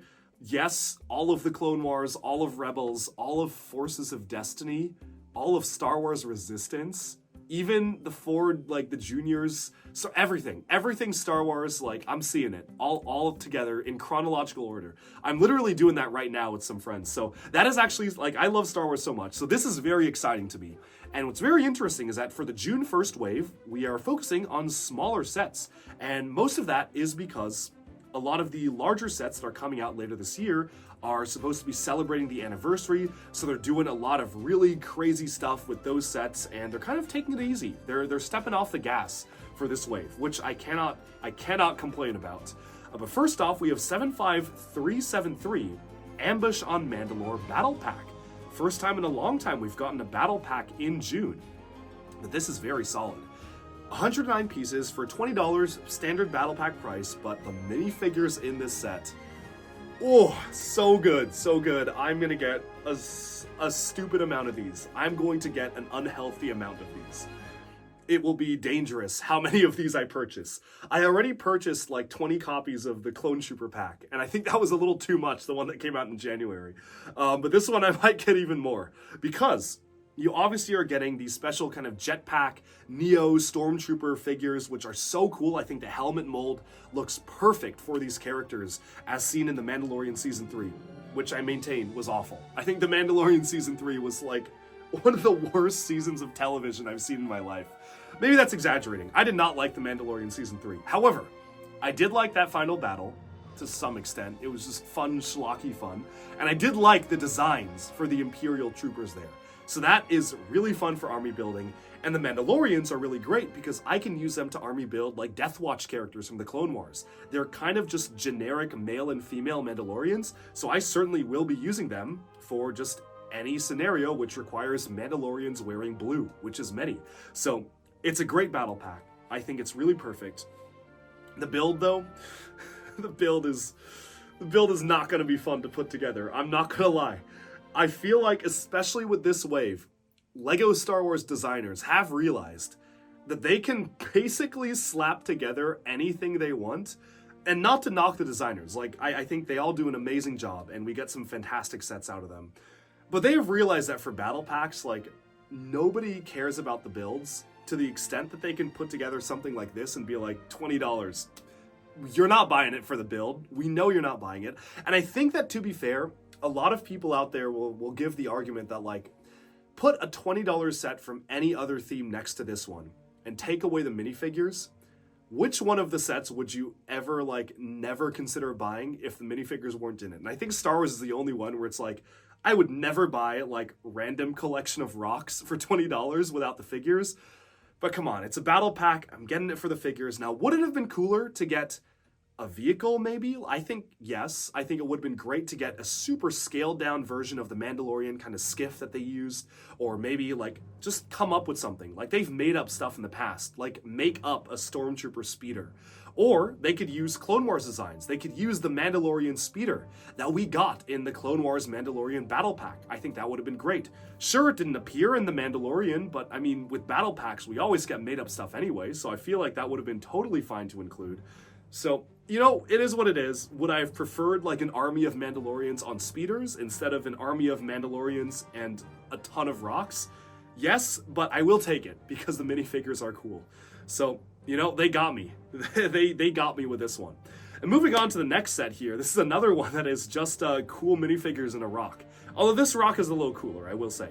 75386 is Paz Vizsla and Moff Gideon battle. They went straight to the point with naming this one. They're like, we know why you're buying this set. We know why you're getting it. And for 289 pieces, this is $40. So this is, again, like really bad value. But it is another one of those sets that I'm like, this is so cool. Because not only are we getting Paz Vizsla again in a set, he's actually a different version than the one that we got a couple of years ago, so scalpers still have that one. But I've been very annoyed at how expensive the Paz Vizsla minifigure has gotten over the years. It's gotten ludicrously expensive, I think. And I always don't like it when people scalp minifigures. I think that whole practice is silly. And so I'm very happy that, and we're getting there. You'll know what's coming. Y'all know what's coming. Anyway, I'm very happy we're getting a new version of Paz Vizsla. Sure, he's different from the original, so the crazy people like me would still pay for the older one just to get a different variation. But for all intents and purposes, this one is not just a different version, but it's a better version than the one that we got a few years ago because the helmet is more accurately printed. But we also are getting Moff Gideon's new suit. And while I think that, again, all of Season 3 was kind of dumb, the new suit was cool. Like, that was a cool suit. So I'm very happy to get Moff Gideon in his suit. I feel like he had a cape, though. I feel like he should have had a cape. I don't know. I feel like something is missing from it. But otherwise, the suit is really cool. Love the use of the Mandalorian horns. And then you have the kind of Praetorian guards. And those are really great designs. A lot of people have complained about the helmet. They've said the helmet doesn't look right. I don't see it. I think the helmet looks great to me. Maybe if I were to do a side-by-side comparison, and I'm sure folks in the comments are going to say, oh no, the helmet looks awful, and look at it next to the actual thing and it doesn't look right. I mean, they're minifigures. Give them some slack. I don't know. The helmet looks good to me, so I like it. No complaints there. So again, this is 4 minifigures. $40, 289 pieces. We get a light post. We get a dark side lamppost this time to complement the Coruscant lamppost that we got in March. I think the most interesting thing about this is the bridge section, because you actually have some interesting building techniques for like the angled windows there. So that's cool, but $40, man, that's not good value. Like, that is objectively not good value, but it does have good minifigs, so it's Star Wars, it is what it is. We'll save the spiciest one for last and move on to the second to last one here, and that is actually a really fun one. This is 75390, Luke Skywalker X-Wing Mech. 195 pieces for $16 is pretty good, and I've been a little hit or miss on the Star Wars mechs. I think the Boba Fett one was great. The Darth Vader one was pretty bad. I think it needed a cape. That was just obviously missing from that one. The Stormtrooper one was fine. It was okay. I really like the Boba Fett one. This one is maybe my favorite one out of the bunch, though, because they've actually just put the X-Wing S-foils on the back, kind of like a jetpack, and I think that just works so well. A Luke mech, you would not think that that would be cool, but this is not a Luke mech. This is an X-Wing mech. And that makes it a lot cooler because you've actually got all the color scheme, all the details of an X-Wing, but in mech form. It's such a goofy concept, and obviously this is just something for kids, but I'm a kid at heart. I love stuff like this, and $15 is pretty fair for this. Well, 16. 15, $16 is pretty good. But yeah, now to get to the spicy one, and I realize I've never actually talked about this on my channel yet, so I'm quite excited to talk about this, because boy do I have a lot of thoughts. And that is, of course, 75391 Captain Rex Y-Wing Microfighter. 99 pieces, 13 bucks. Yeah, you get the Y-Wing Microfighter. I wish we got it as a full-on set. I think that would make an amazing set, but maybe they're a little bit averse to giving us Clone Wars base sets, so they're like, okay, we'll do a little Microfighter one. But obviously the elephant in the room is that this is the identical minifigure as seen in the Venator. The face is the same. The pauldron is the same. Someone recently posted a photo of the pauldrons looking different. I hate to say it, that is a manufacturing error. You might have a misprint on your hands. But no, the pauldron, like the part ID number, is the same. This minifigure is identical to the one that came in the 700, however much, 750, I don't remember. The expensive UCS Venator. So I have seen a lot of people go online and complain bitterly that they bought this set. Lego tricked us. Lego cheated us. Gosh darn Lego has robbed me of $750 and pulled the wool over my eyes by putting this minifigure in a cheap set. And I say to that, L. Let's take an L. I don't know. I think this is great. So here's the thing. I love this because I don't like it when Lego locks exclusive minifigures behind super expensive sets. I have always been against that practice. I've always also, to be fair, thought it's very silly when people will say that, oh, I only bought this expensive set to get the minifigure. Are you telling me you spent $750 on a gigantic Venator and you're like, no, if it didn't have the Captain Rex, I wouldn't have bought it? Really? Is that... Think about it. Just be honest with yourself. You go home and rethink your life. Do you really mean that? Like, do you really mean that? The Captain Rex minifigure convinced you to spend you could throw away the bill. Just toss out the parts in the garbage, and you're happy with just getting the minifigure for $750. I think that's a little silly.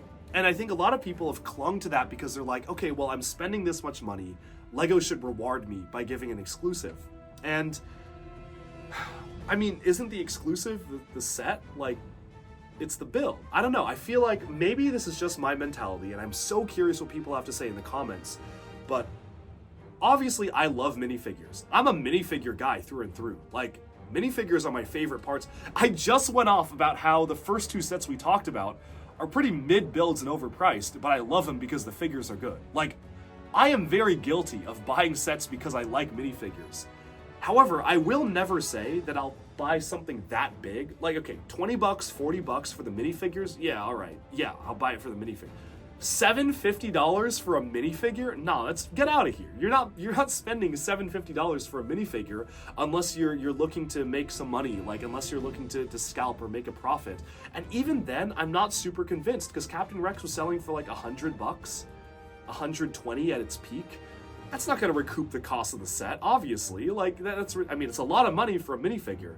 But anyway, all that to say that there's a lot of controversy around this because Lego stated in the instruction manual of the Venator that you get an exclusive Captain Rex minifigure. And now people are like, Lego lied to us. Lego tricked us into thinking that this was exclusive and now have backstabbed us, the true fans, by putting it in a $13 set. And to that I say, exclusive, like, that means exclusive at the time. Like, right now it's exclusive to the set. It's not a promise. It's not saying it's forever going to be exclusive. If you go back to 2004, I think, the first TIE Fighter, on the box it says exclusive Stormtrooper minifigure, only set to include a Stormtrooper. Obviously, Lego did not mean that would be the only set in perpetuity to ever include a Stormtrooper. No, that meant that at the time, it was the only one to have it. And I think the whole thing has gotten a bit overblown, and I, for one, am just very happy to see the prices of Captain Rex absolutely plummet after this. It's very funny to me. I find the whole scenario quite funny. Just, I guess, go cry. I don't know, like, I think it's just, it's great practice for Lego to include minifigures they know are super expensive in cheaper sets, because imagine this. Imagine you're like a kid, right? You're 5 years old, you're 10 years old, You're watching the Clone Wars series, maybe your parents put it on, and you love Captain Rex. But the only way to get him is by spending money on a $750 set like that, and you don't want to do that. Like, kids would want to play with Captain Rex as a minifigure without their parents or without them having to spend that much money on a huge and gigantic set. And for a character that important, and for a character that ubiquitous as an icon of the Clone Wars, put him in a $13 set. Perfect, no change. They could have changed the head. They could have removed the arm printing. They could have not given us the pauldron, but no, they gave us everything. They made the minifigure intentionally the same, and kudos to LEGO for that. I've spent enough time on this video talking about that, but I wanted to talk about this while I could, because I'm probably never going to talk about this again on the channel, because there are other people out there on YouTube talking about this. But yeah, those are just my thoughts. Maybe hot take, definitely hot take, certainly controversial opinion, but I say let the people devour their Captain Rexes for $13 instead of $100. But with that, we have summed up all of the worldwide June 1st LEGO releases, but there are so many more sets to cover because that's worldwide.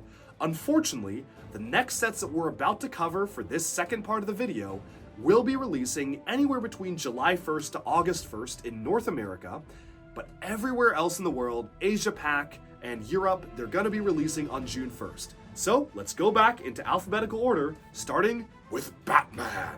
Okay, starting off with LEGO Batman. There are a number of Batman the Animated Series sets releasing, which is very cool that so many years after the show actually coming out, we're finally getting dedicated LEGO sets focused on the show, which I think is fantastic because it is one of the best superhero TV shows out there, in my opinion.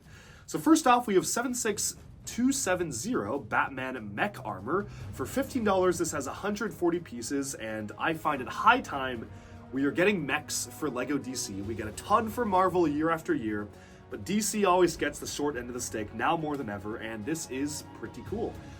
However, I'm gonna be completely honest, this is not really doing it for me, mostly because I feel like it suffers the same issue as the Darth Vader set, where it doesn't have a cape.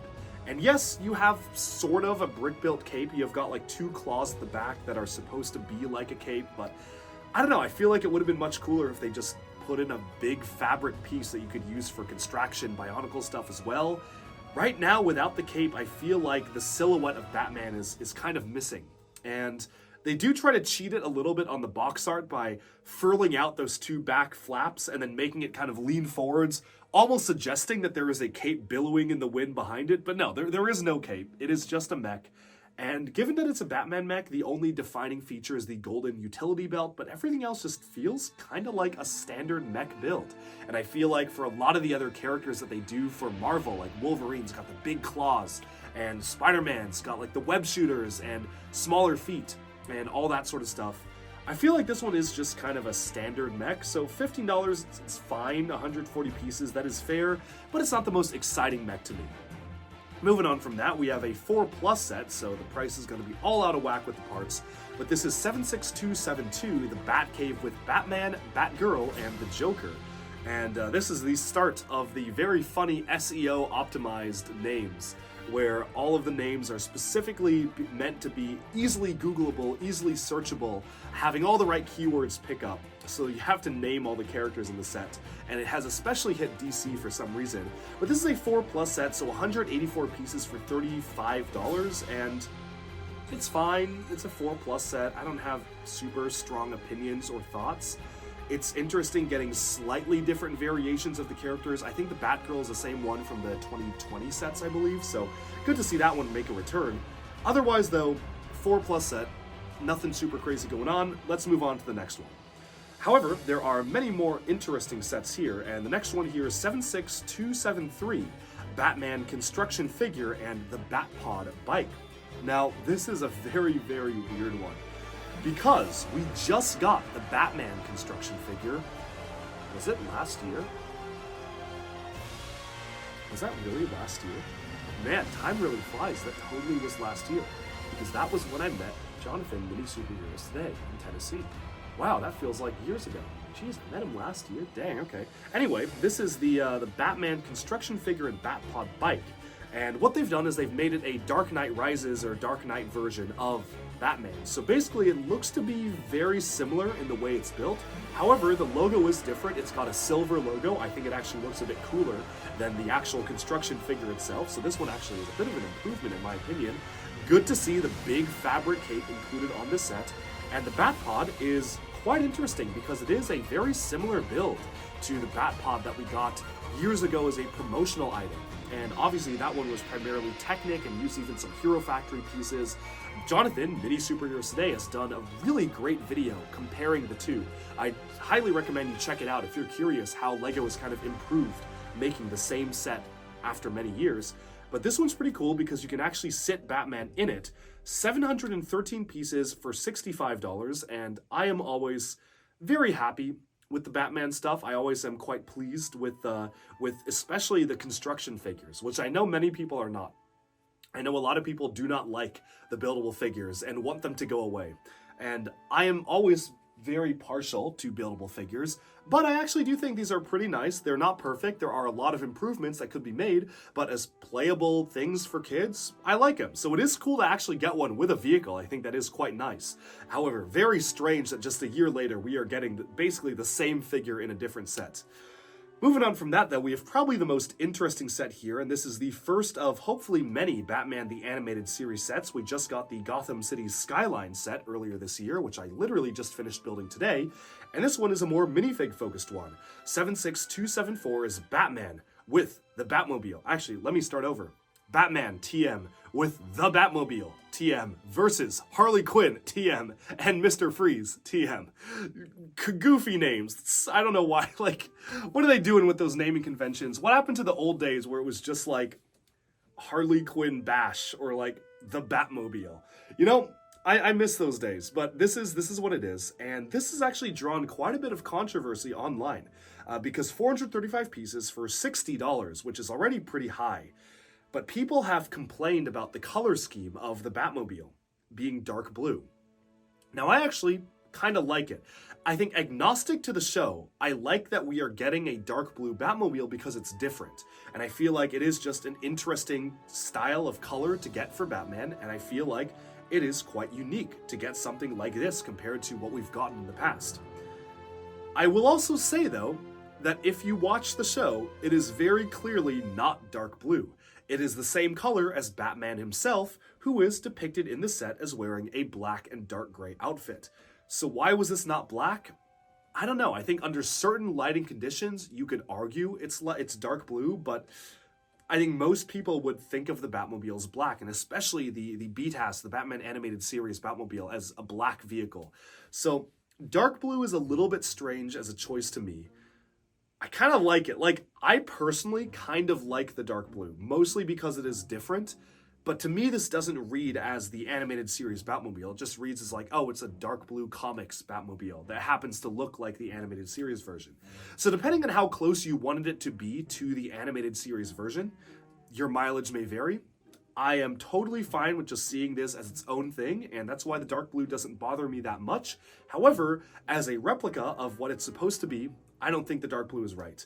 The only exclusive minifigures in the set are, well, technically Batman's exclusive because he has a new single rubberized cape piece instead of a fabric cape, but Mr. Freeze is included in the set for the first time, featuring his animated series counterpart with a brand new helmet mold, and I think it looks pretty good. Great minifigure. Also good to get that Harley Quinn minifigure that is no longer exclusive to the very large Gotham City wall art set. So overall, good to get a good selection of minifigures here. Little iffy on the price. I think that $60 is really high for this, so I don't know about that, but everything else is pretty good. Moving on from that, though, we can take a look at LEGO City. Now, LEGO City, obviously, what I mentioned earlier in the video is that the vast majority of the sets will be releasing July 1st everywhere, but for whatever reason, like half the wave has been split in half, where we're getting some of them June 1st in the US, and the rest of them August 1st. But obviously, everywhere else in the world is just getting everything June 1st, except for one set, the train set. It's kind of the downtown train transport station set. For whatever reason, we're not getting that anywhere until August, so we're not covering that in this video, but literally everything else is coming June 1st, Europe, and Asia. So we're going to start off with 60408 car transporter truck with sports cars. And this is okay. I think it is interesting. We've gotten a couple of vehicles like this actually for Technic in the past. I actually like the sports cars a lot more than the car transporter, especially the black and yellow one with the flames on the side. That looks really cool. I think that's a cool one. The purple car is also good to get because it kind of feels like a gangster-y vibe sort of that you're getting for Lego City. So those are cool. And even the orange and black one has some interesting sports car shapings. So I actually really like all three sports cars in the set. The car transporter truck is hit or miss. It's fine. Like it's not the most interesting build in my opinion, and I guess you do have a nice feature where you can lift the ramp up and down, but it's not super crazy to me. $100 though for 998 pieces, and I don't know. Like I guess if you look at the piece count, it's worth it, but I'm just not like $100. It's like 6 stud wide vehicles. It's gonna be like this big. I don't know. I'm not really seeing the value there, and I feel like maybe my opinion will change when I have it in hand, but as it is right now, a little mixed on the value for this one. Moving on from that though, we have 60409 yellow mobile construction crane, and this one retails for $110 with 1,116 pieces. Also feels a little high, like a little high for me, but some of those pieces are brand new. They have introduced brand new kind of crane boom pieces. We've also haven't gotten a crane, like a big crane, in a long time from Lego City, and it is unfortunate it's mobile. When rumors of an $110 crane were first circling, I was expecting something like the giant Mondo crane that we got in the past, but alas, this is a mobile one, so it's a little less interesting, but it is still nice. I like that you're transporting an outhouse. I'm still not sold on the price tag, but again, maybe I'll have it in hand and change my mind. I am honestly a little bit mixed on whether or not I actually do want to get the set. Maybe I might wait for a sale. I don't buy every single city set. This one's a little bit mixed for me. I think it's a good build, but maybe not certainly my cup of tea. Moving on to what is definitely my cup of tea, though, and definitely my favorite city set releasing for a long time, although it kind of cheats because, I mean, it's got Bionicle references in it, so it's got to be my automatic favorite. But even more important than the Bionicle references, it has Exo-Force references, and that is 60421 Robot World Roller Coaster Park. 986 pieces for $100, and this, I see the value. I'm there, I see it, $100, done. You could ask for 140. Lego don't hear this, but done, sold. And it's not just for the references, it's because the build itself is actually really, really good. So I'm going to talk about the elephant in the room. Yes, that is a Lego Exo-Force set in modern era, and a lot of people have been complaining, oh, it doesn't have knees, it doesn't have as much articulation as the older sets. So the thing about Exo-Force is that Exo-Force is the reason why most mechs don't have knees today, because kids complained about not being able to play with them due to a lack of stability. And so for sets aimed at a younger age, they have removed a lot of articulation points, and because of that, I feel like this is pretty good. Like, this is like what we would see for Exo-Force today. I do find it somewhat interesting. They have removed all of the Japanese text on it, but otherwise kept all of the symbols identical to the original. Maybe that was a cultural thing. They didn't want to be culturally appropriating. I don't know. I think that's a little silly, but it is what it is. Otherwise, though, very cool to get the Exo-Force robot here, like an actual mech that is pilotable. I cannot wait to put that up next to the original Stealth Wasp, which is so cool to see. Obviously, the whole thing is a roller coaster, too. And the cool thing is that we're actually finally getting, in minifigure form, some of the villain minifigures from the animated Lego City series, which, if you haven't seen that already, I would highly recommend you check it out. Not for the story, because the story is just kind of basic and nothing's really going on, but for the animation. I don't know where Lego pulled the budget for this. Like, genuinely, I have no idea where Lego got the budget for this. But if you look at the animation of the current Lego City series, it's on YouTube on Lego's channel, it's like as good as the Lego movie, and in some scenes it looks even better. Like, all the minifigures move the same way like a stop action style thing would do, but it's clearly animated, but every single bit of the city is fully brick built, and the textures are amazing. Anyway, that has nothing to do with the set. But anyway, the villain is like this horde of mysterious hacker robot guy-like characters, and they have these creepy smiley faces on them. And it's very cool to get them as an actual minifigure here. I hope that we get more, because we see armies of them in the show. But otherwise, even beyond that, let's talk a little bit about the references in the set, because there are a lot of really cool references. First of all, we have a reference to LEGO Alien Conquest. You have the Alien Queen, who appeared in the collectible minifig series, as well as a stylized depiction of one of the Alien Conquest UFOs as an arcade game, so that's very cool. We get a similar treatment for LEGO Ultra Agents. So for Ultra Agents, you could see the kind of flying car that you saw from that original theme, so that is very, very nice to see that as a reference. And then take me to the LEGO City universe, because clearly Bionicle has become a much more popular IP there than it is here, because people like esports gamers are playing a LEGO Bionicle fighting game on screen, where Tahu is facing off against one of the Borak, the Galak there. You can also see it replicated on a smaller screen, and then you have different screen selections for the heroes and everything. There are like 3 Bionicle related stickers here, which is crazy. And yeah, that's really, you can even see the Krana of the Borak as the health bar. So like they have really just put a lot of love into that. And yeah, it's 3 stickers. It's just a little reference, but I love it. I love it when LEGO does stuff like that. So that's super cool. Love that detail. And then you have little references to the collectible minifigure Clockwork Robot from Series 6, I believe, on the leaderboard as Player 2. And Player 1 is the LEGO Creator modernized Space Explorian Spirius droid, which is also a very fun modern reference to get. So overall, solid set. I always love it when LEGO does roller coasters in general, and this one is just so cool. And I love the lime green color, I love the Exoforce mech, I love the Bionicle references. It's just, oh my goodness, the set is so good. Highly recommend. $100, 986 pieces, and many of those pieces are large roller coaster parts. This is the value I want from LEGO City. Why can the rest of the sets not have this value? Anyways, moving on from that, we have 60422, another really good standout set from LEGO City. And that is the tow truck and sports car repair. 60422, and that is the Seaside Harbor with cargo ship. 1,226 pieces for $110.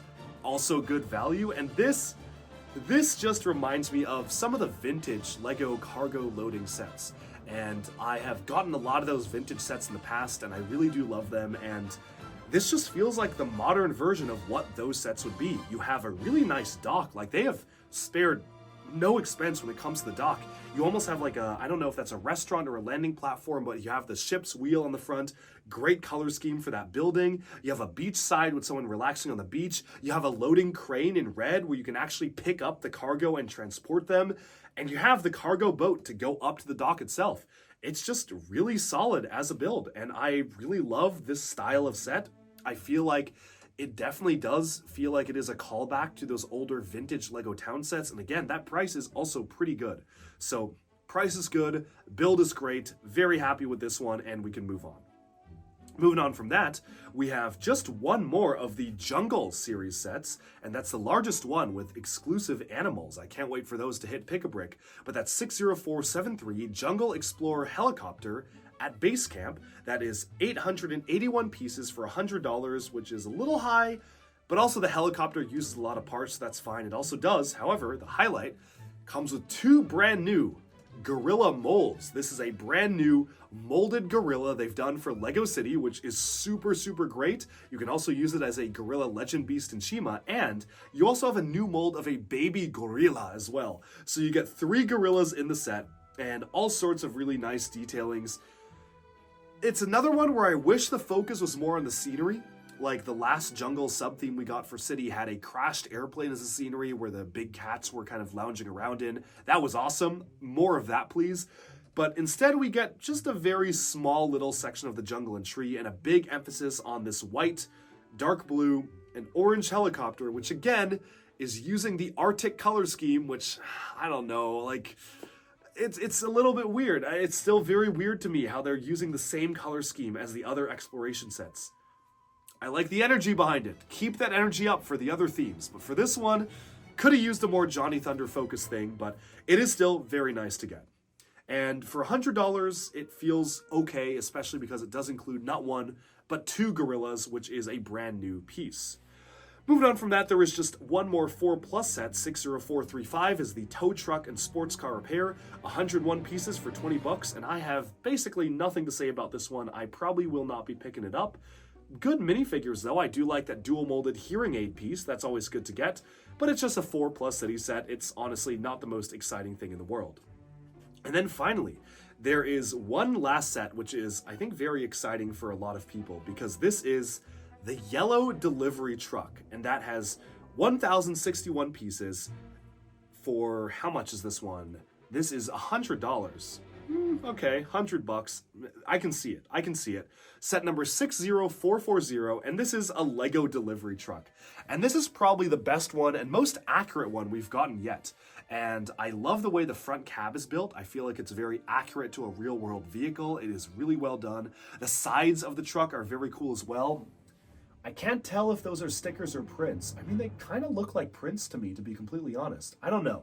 It'd be nice if they were prints, because that would be really cool. And then you have a ton of little actual Lego sets in boxes. You have sets that released this year, like you have a little graphic design of the interstellar starship, you have the city, police, jail on the island, you have a ton of city sets. Actually, it looks like it's all city sets. I would have liked some theme variety. I think some theme variety in the boxes would have been nice. But otherwise, this is a classic Lego set. Lego has been making sets based off of Lego branded delivery trucks for years and years now, and this is just a really good one to get. I am very, very happy with this design. It is just a very, very positive set to get. It feels like it's going to be a ton of fun in a city itself, so very excited personally to pick this one up. And yeah, I think it's always very cool when Lego does stuff like this, so I'm very happy with it, and we can move on. But with that, we have summed up all of Lego City, and it's time to move on to Lego Creator. So Creator 3-in-1 is giving us two phenomenal sets. These are actually two of the best Creator 3-in-1 sets we've gotten in a long time. Starting off with 31151, the T-Rex, and this has 626 pieces for $60, and it's just a big olive green, dark green, and tan T-Rex. The build is super solid. I love the way the legs are done. The head is really good. It's kind of like a smaller version of the Jurassic Park T-Rex that we got, which was a super big build, and it's definitely a lot bigger than the smaller Creator T-Rex that we were getting for like $20. So this is a good compromise. It's a good kind of in-between size, and I think the build is phenomenal. Now, of course, this is Creator 3-in-1 after all.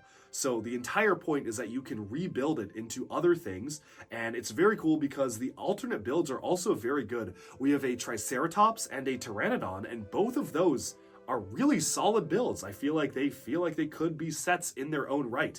So altogether, very happy with the builds here. The T-Rex is a standout, but that is a really solid one. But there's one that's even cooler in my opinion, and that is 31153. The Modern House, 939 pieces for $100. There's a lot of $100 sets coming out on this list, but this is an absolutely beautiful modern house, and I just love the amount of detail in it. You have a chandelier, you have a bookshelf, a kitchen, a bed, you have, again, biased, little rubber ducky on the windowsill, so you know you get any set that includes a duck. I gotta say, you gotta get it. Support the Duck Nation. But you also have this really nice modern glass table, a coffee table, and a little coffee eating area as well. And it just is a really, really nice build. I think the alternate builds actually for this one are not super exciting. You have like a city apartment building and you have a nature house, which they're fine. I think the modern house build is the best one though. And this just feels like it will fit right in with some of the best Lego Friends and City sets. I'm really happy with the build. It is the most recent modern house that we've gotten from Lego that genuinely feels like a real world modern house. Like this feels like something like I would see in real life, so it's very cool. I like it a lot, and I'm a big fan, so $100 feels pretty fair to me. Moving on from that though, we can take a look at just a few Lego Disney sets, and these ones are actually releasing on July 1st in North America. For whatever reason, they've been held back a month, but they're June 1st everywhere else in the world, so we gotta cover them now. I'll be pretty quick on these because there's not a ton to say. 43235 is Ariel's music stage, 60 pieces for $16. And what you see is what you get. Nothing super crazy I can see here. Nice to get the more modern version of Ariel as a mini doll, the movie version of Ariel. And I think this one also appeared in some of the cartoons, but always good to get some of the more cartoony style of animals as well. It's a fairly decent build. It's not really my cup of tea in particular, but it's a fun one. It is a 4+ set as well, so it is very juniorized for what it is, but I do like it. Very nice printed piece. That printed, transparent, blue window screen with the music notes, that's going to be a really good piece to get. So great parts there, and we can move on. The next one is also for Little Mermaid, and that is 43254 Ariel's Crystal Cavern. 141 pieces for $30. I don't know. I don't know how I feel about that one, but it is a 4+ set, so it's understandable. I think these are actually based off of the cartoon that's coming out. I think there's a Little Mermaid cartoon, but you actually have Ursula as a mini doll, which is pretty cool. I don't know if they've done her as a mini doll before, because I haven't been super caught up on the Disney princess mini doll focus sets, but that is a very interesting mold to get for the mini doll hair, for the tentacles on the bottom as well. And then Ariel herself has that dual molded mermaid piece. I like the fish car. Flounder is also a very nice inclusion, and the transparent pink Ninjago crystallized rock pieces are always good to get there too. Overall, feels like a pretty good fleshed out set, and honestly, like $30, especially because it's a 4+ set, doesn't even seem that bad to me. Like, I looked at this and saw there's a lot of like good value you're getting from the set. Don't know if I'll pick it up myself, but it is a nice one to add on to your collection. The next set here, though, is one of the more interesting ones. That is 43244 Elsa's Ice Palace. $630, and no, there's no way that's right.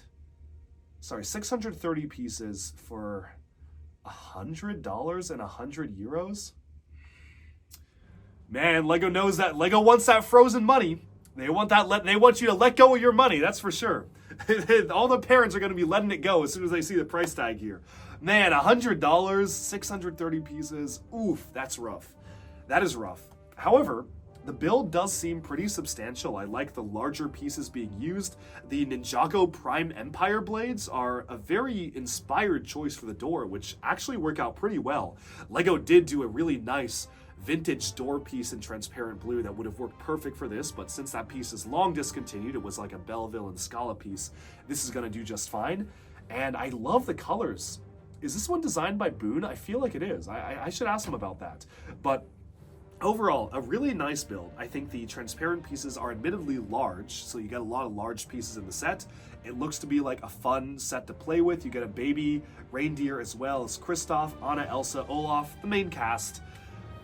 Oh, $100 though, and it's a facade. It feels very narrow. Like, even if you look at the other images of the set, there's not a lot going on in the interior. There are 2 beds, and that's kind of it. Like 2 beds and the chandelier that drops, and that's it. That's a pretty grim detail. That's funny. The chandelier is actually an action feature, so you can like shoot the crossbow and have it drop on Elsa.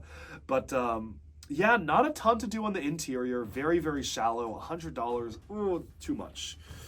Too much for $100. It looks like a very cute and charming set though.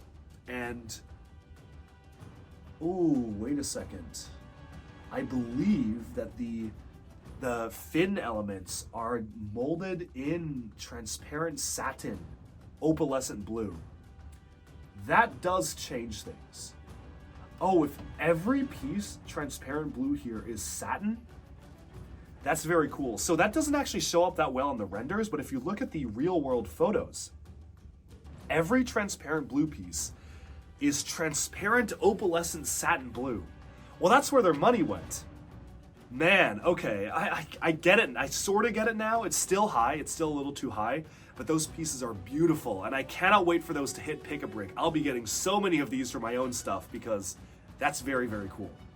Lastly, there is one final set, and that is set number 43251, Antonio's Animal Sanctuary for $40, 40 euros. This has 310 pieces. It has Antonio and Mirabelle as mini dolls, as well as a ton of different animals included. Very nice to get some of the newer Lego animals in here as well, but of course they are the Lego Friends and mini doll style. $40 feels very high for this. I think 30 would have been great. 35 would have been pushing it. But I get why it's 40 because it does include those different animals. It's a nice set, not super my cup of tea, but it is still a nice one to get, and I don't really have anything against it. It's not bad, it's not great, it's just kind of an average set to get. Moving on from that though, we can now take a look at the second to last theme on this list. Actually third to last, so we've still got to talk about Ninjago as well. But that is Jurassic World. And Jurassic World is introducing only 3 new sets for this entire year, I believe, and that is 76962, Baby Bumpy, and Kylosaurus with 358 pieces, $25. That is an adorable set. I find that so cute. It is one of the most cute animals they've done in Lego. I think it is a really adorable build. The teal coloration is also very nice, And 25 bucks, 25 euros is a really good price. Moving on from that, we have 76965 Dinosaur Missions Stegosaurus Discovery. This is very exciting to me because it's the first time we're getting a Stegosaurus in LEGO Jurassic form. And we got one all the way back for Adventurers Dino Island, but this is the first one we've gotten big scale for Jurassic World, and it looks so good. I love the way they've done it. The legs can move, the spikes look perfect. Yeah, the price, 420 pieces, $65. Welcome to Jurassic World, am I right? Because of the dinosaurs. And I guess it makes sense. Like 65 for this, I can actually kind of see it. Like that's okay. Some of the other Jurassic World prices, I'm like, okay, even with the dino, that's way too much. This is fine. Like it's all right. And I think especially because it's a new dinosaur, I'll give it a pass. The build, like that truck is super boring. I gotta say, that truck is uninteresting. The tree is also very, very standard and uninteresting. But the Stegosaurus though, that is and again, maybe I'm being hypocritical here because it's kind of the same thing as saying I'm buying a set for a minifigure. But at least it's not like a $700 set, right? It's $65 with an amazing dinosaur. I gotta get it. Very excited for that. The next one is 76966 Dinosaur Missions Allosaurus Transport Truck. And this is interesting. It is the first time we're getting an Allosaurus in LEGO form, and the head mold is new. Everything else about it is using reused or pre-existing pieces. I will say though, that transport truck is actually kind of cool. I like how you can use it to transport other dinosaurs of this size, and I think it's fine. The Allosaurus is not necessarily like one of the ones that would have been really high on my list. Like, oh, we got to get that one next. I would have loved a Spinosaurus, but that would have required a new head and body mold, so I guess they couldn't have done that. I also would have loved a Mosasaurus. Come on, LEGO, when are we getting that? It's got to happen, right? Like, do it the same way you did the Avatar big whale, like just make a big head and then have the rest be brick built. Again, though, this is cool. It's always good to get a new dinosaur as opposed to a recolor of an old one. 588 pieces, $90. Oh man, I don't know. $90 is a lot for this. Like, that is a $50 build tops. But it does have the dinosaur. So is the dinosaur worth an extra $40 is the question. I would say it's worth an extra 30 or 25. So I would say this should be closer to 75, 80. 90 is a bit much, even for a new dinosaur, because again, there's only one new head mold being introduced. The rest of it, you already have the mold, just as new colors. So it is what it is. It's a little high, but it is always good to get a brand new dinosaur. Moving on from that, we can take a look at LEGO Monkie Kid. Now actually, I have already published my mega review of all of the Monkie Kid sets, which you can check out on my channel right now if you want to see my hands-on look at all of these new sets. Thank you to LEGO for sending those over. So if you do want to see those, that is available. So I'm going to go through these very, very quickly. I feel like, as I've expressed in that review, all of the sets except the largest one are kind of crazily overpriced. First off is 80055 Monkie Kid's Team Power Truck, 712 pieces, $80. Ooh, too high. It's a very just big, bulky truck, and it's a little bit too toyish for me personally. I feel like it's a bit too goofy. I like some aspects of it, like you can deploy all the different side vehicles, and you have a really nice build for the 100-eyed demon with a centipede. But the truck itself, not the biggest fan. I like how you can separate it out and then angle the back exhaust a different way. I think that is an inspired and unique building technique for it. But overall, I feel like it just is not worth the price, especially because it's only 70 euros. So clearly, like in Europe, that's a great price. Like, that's fine. Like 70 euros is fine for this. But 80 in the US, nah, that's too much. Next up, we have 80056, the 9-headed beast. 757 pieces is $100 US. What are they doing? But 85 euros. So here's the thing, like, right, 85 euros is actually pretty fair for this. I think that's fine. But how does that happen, right? How do we get from 85 euros to $100? Doesn't make sense. Monkie Kid especially suffers from this, where in Europe it's super cheap, especially compared to the US where it's crazy expensive. It is what it is though, and I'm a little mixed on the beast. I like the color scheme. Good to get a teal recolor of the Ninjago crystallized blade.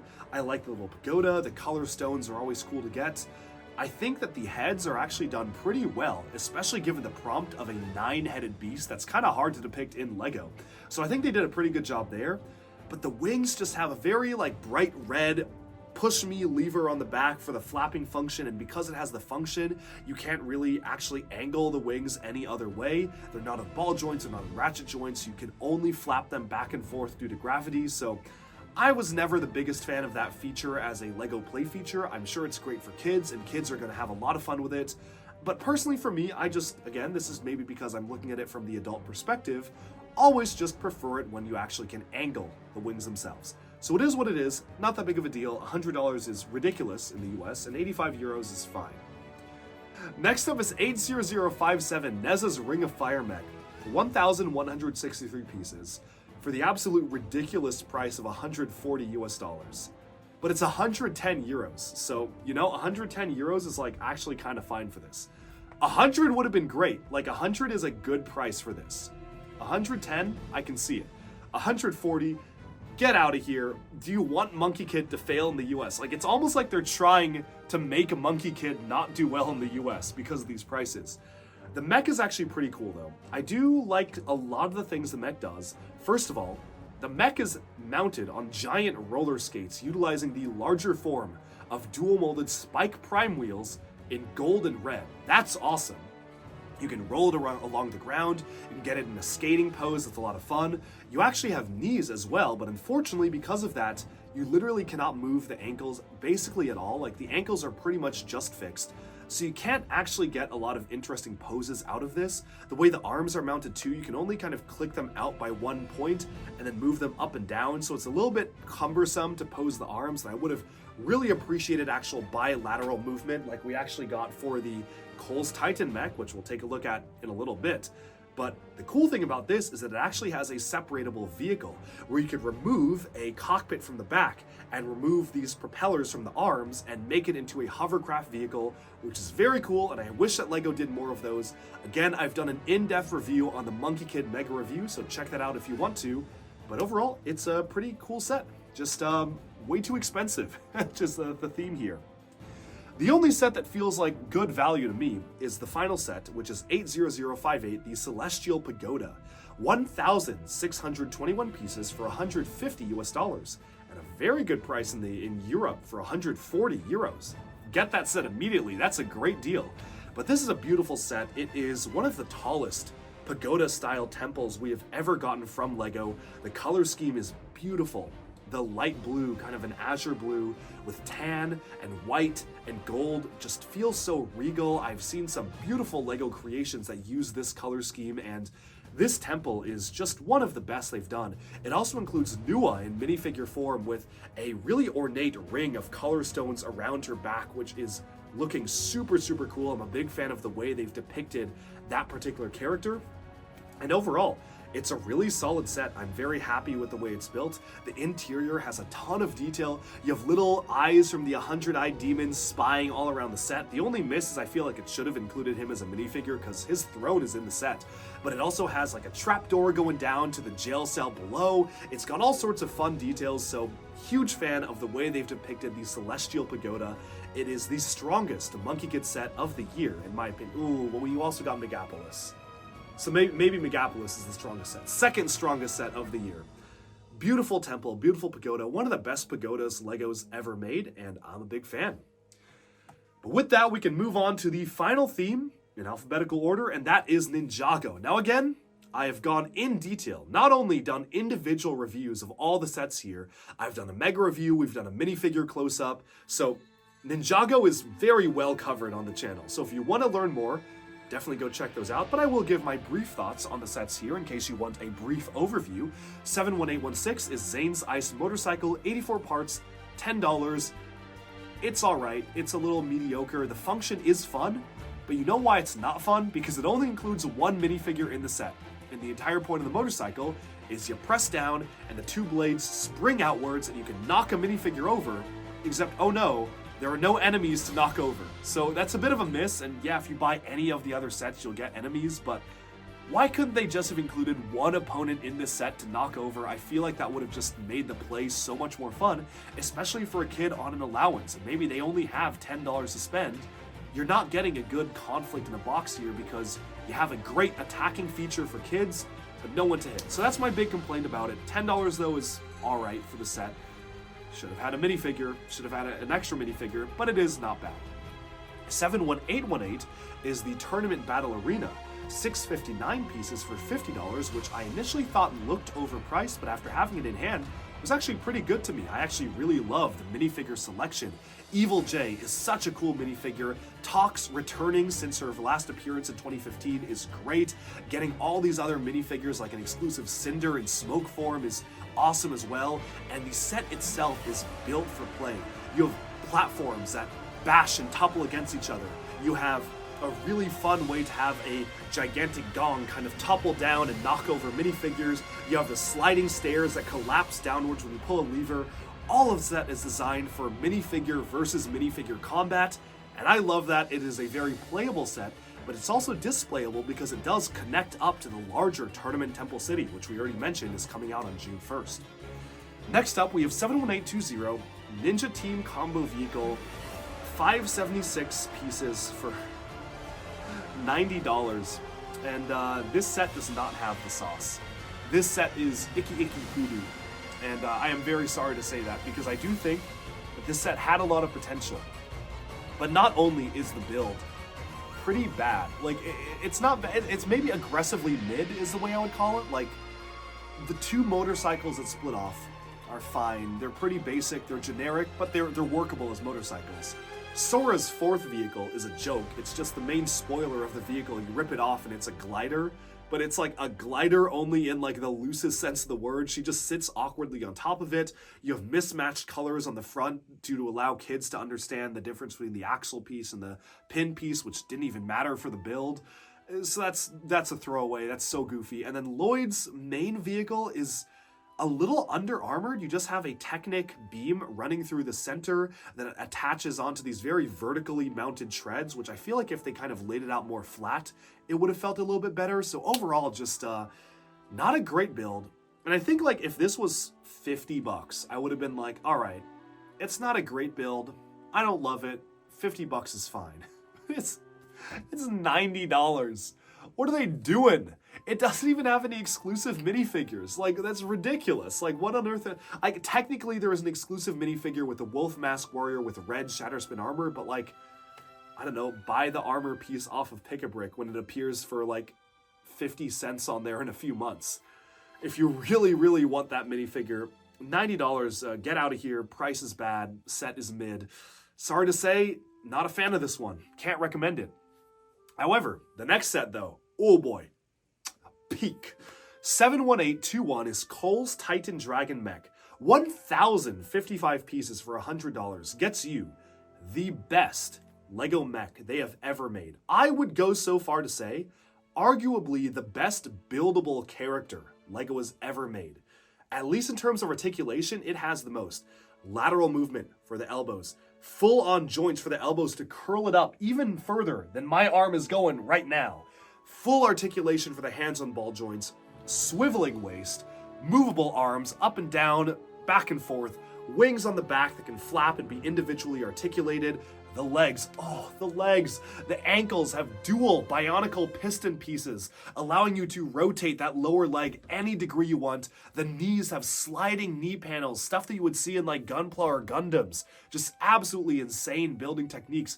The legs themselves have rotational motion, so you can move them in any direction you want, plus free-flowing movement on the sides of the legs. It's just beautiful. The poses you can get this bad boy in are legendary. It is insane.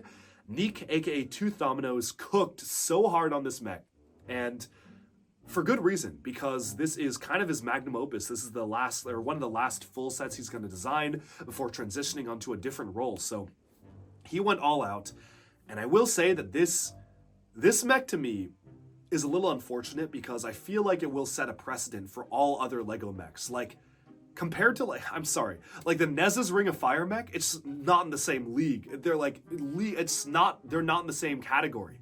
Like, this mech is just so much better. And a lot of that is because it's aimed at a higher age range. And the higher age range you get, the more posable mechs can be. A lot of mechs are for 6+, 7+ kids. So you have to restrict the knee articulation, you have to restrict the ankles, you have to make it super easy to pose.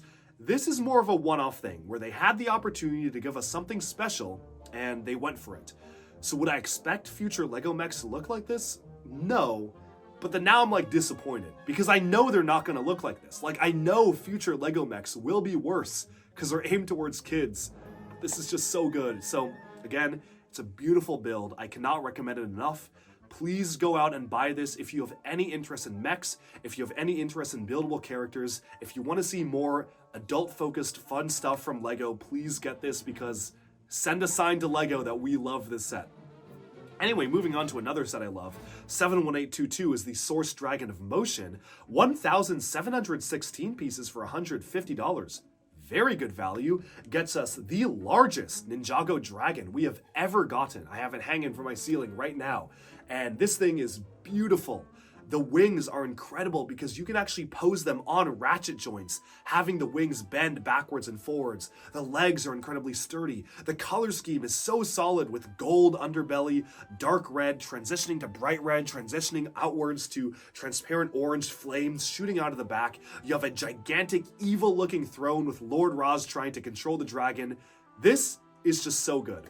I love the set so much, and it is my favorite Ninjago dragon. It's easily the best they've ever made. So definitely would recommend this one for $150. And with that, we have summed up every single June 1st Lego set releasing everywhere around the world. So this has been so many sets and obviously so much to cover. But now let me know in the comments, which ones are you going to pick up? Which are your favorites? Which are your least favorites? And do you agree or disagree with my thoughts? I hope you enjoyed this look at every single Lego set as a buyer's guide, finally returning thanks to popular demand. You, the viewers, kept commenting and saying, where are the buyer's guides? So we put this one together. I hope you enjoy, and thank you so much for watching. Alright, and with that, we have summed up our look at all of the brand new Lego sets releasing June 1st, 2024. Of course, do let me know in the comments, do you agree or disagree with my opinions? And which ones are you going to be picking up on June 1st?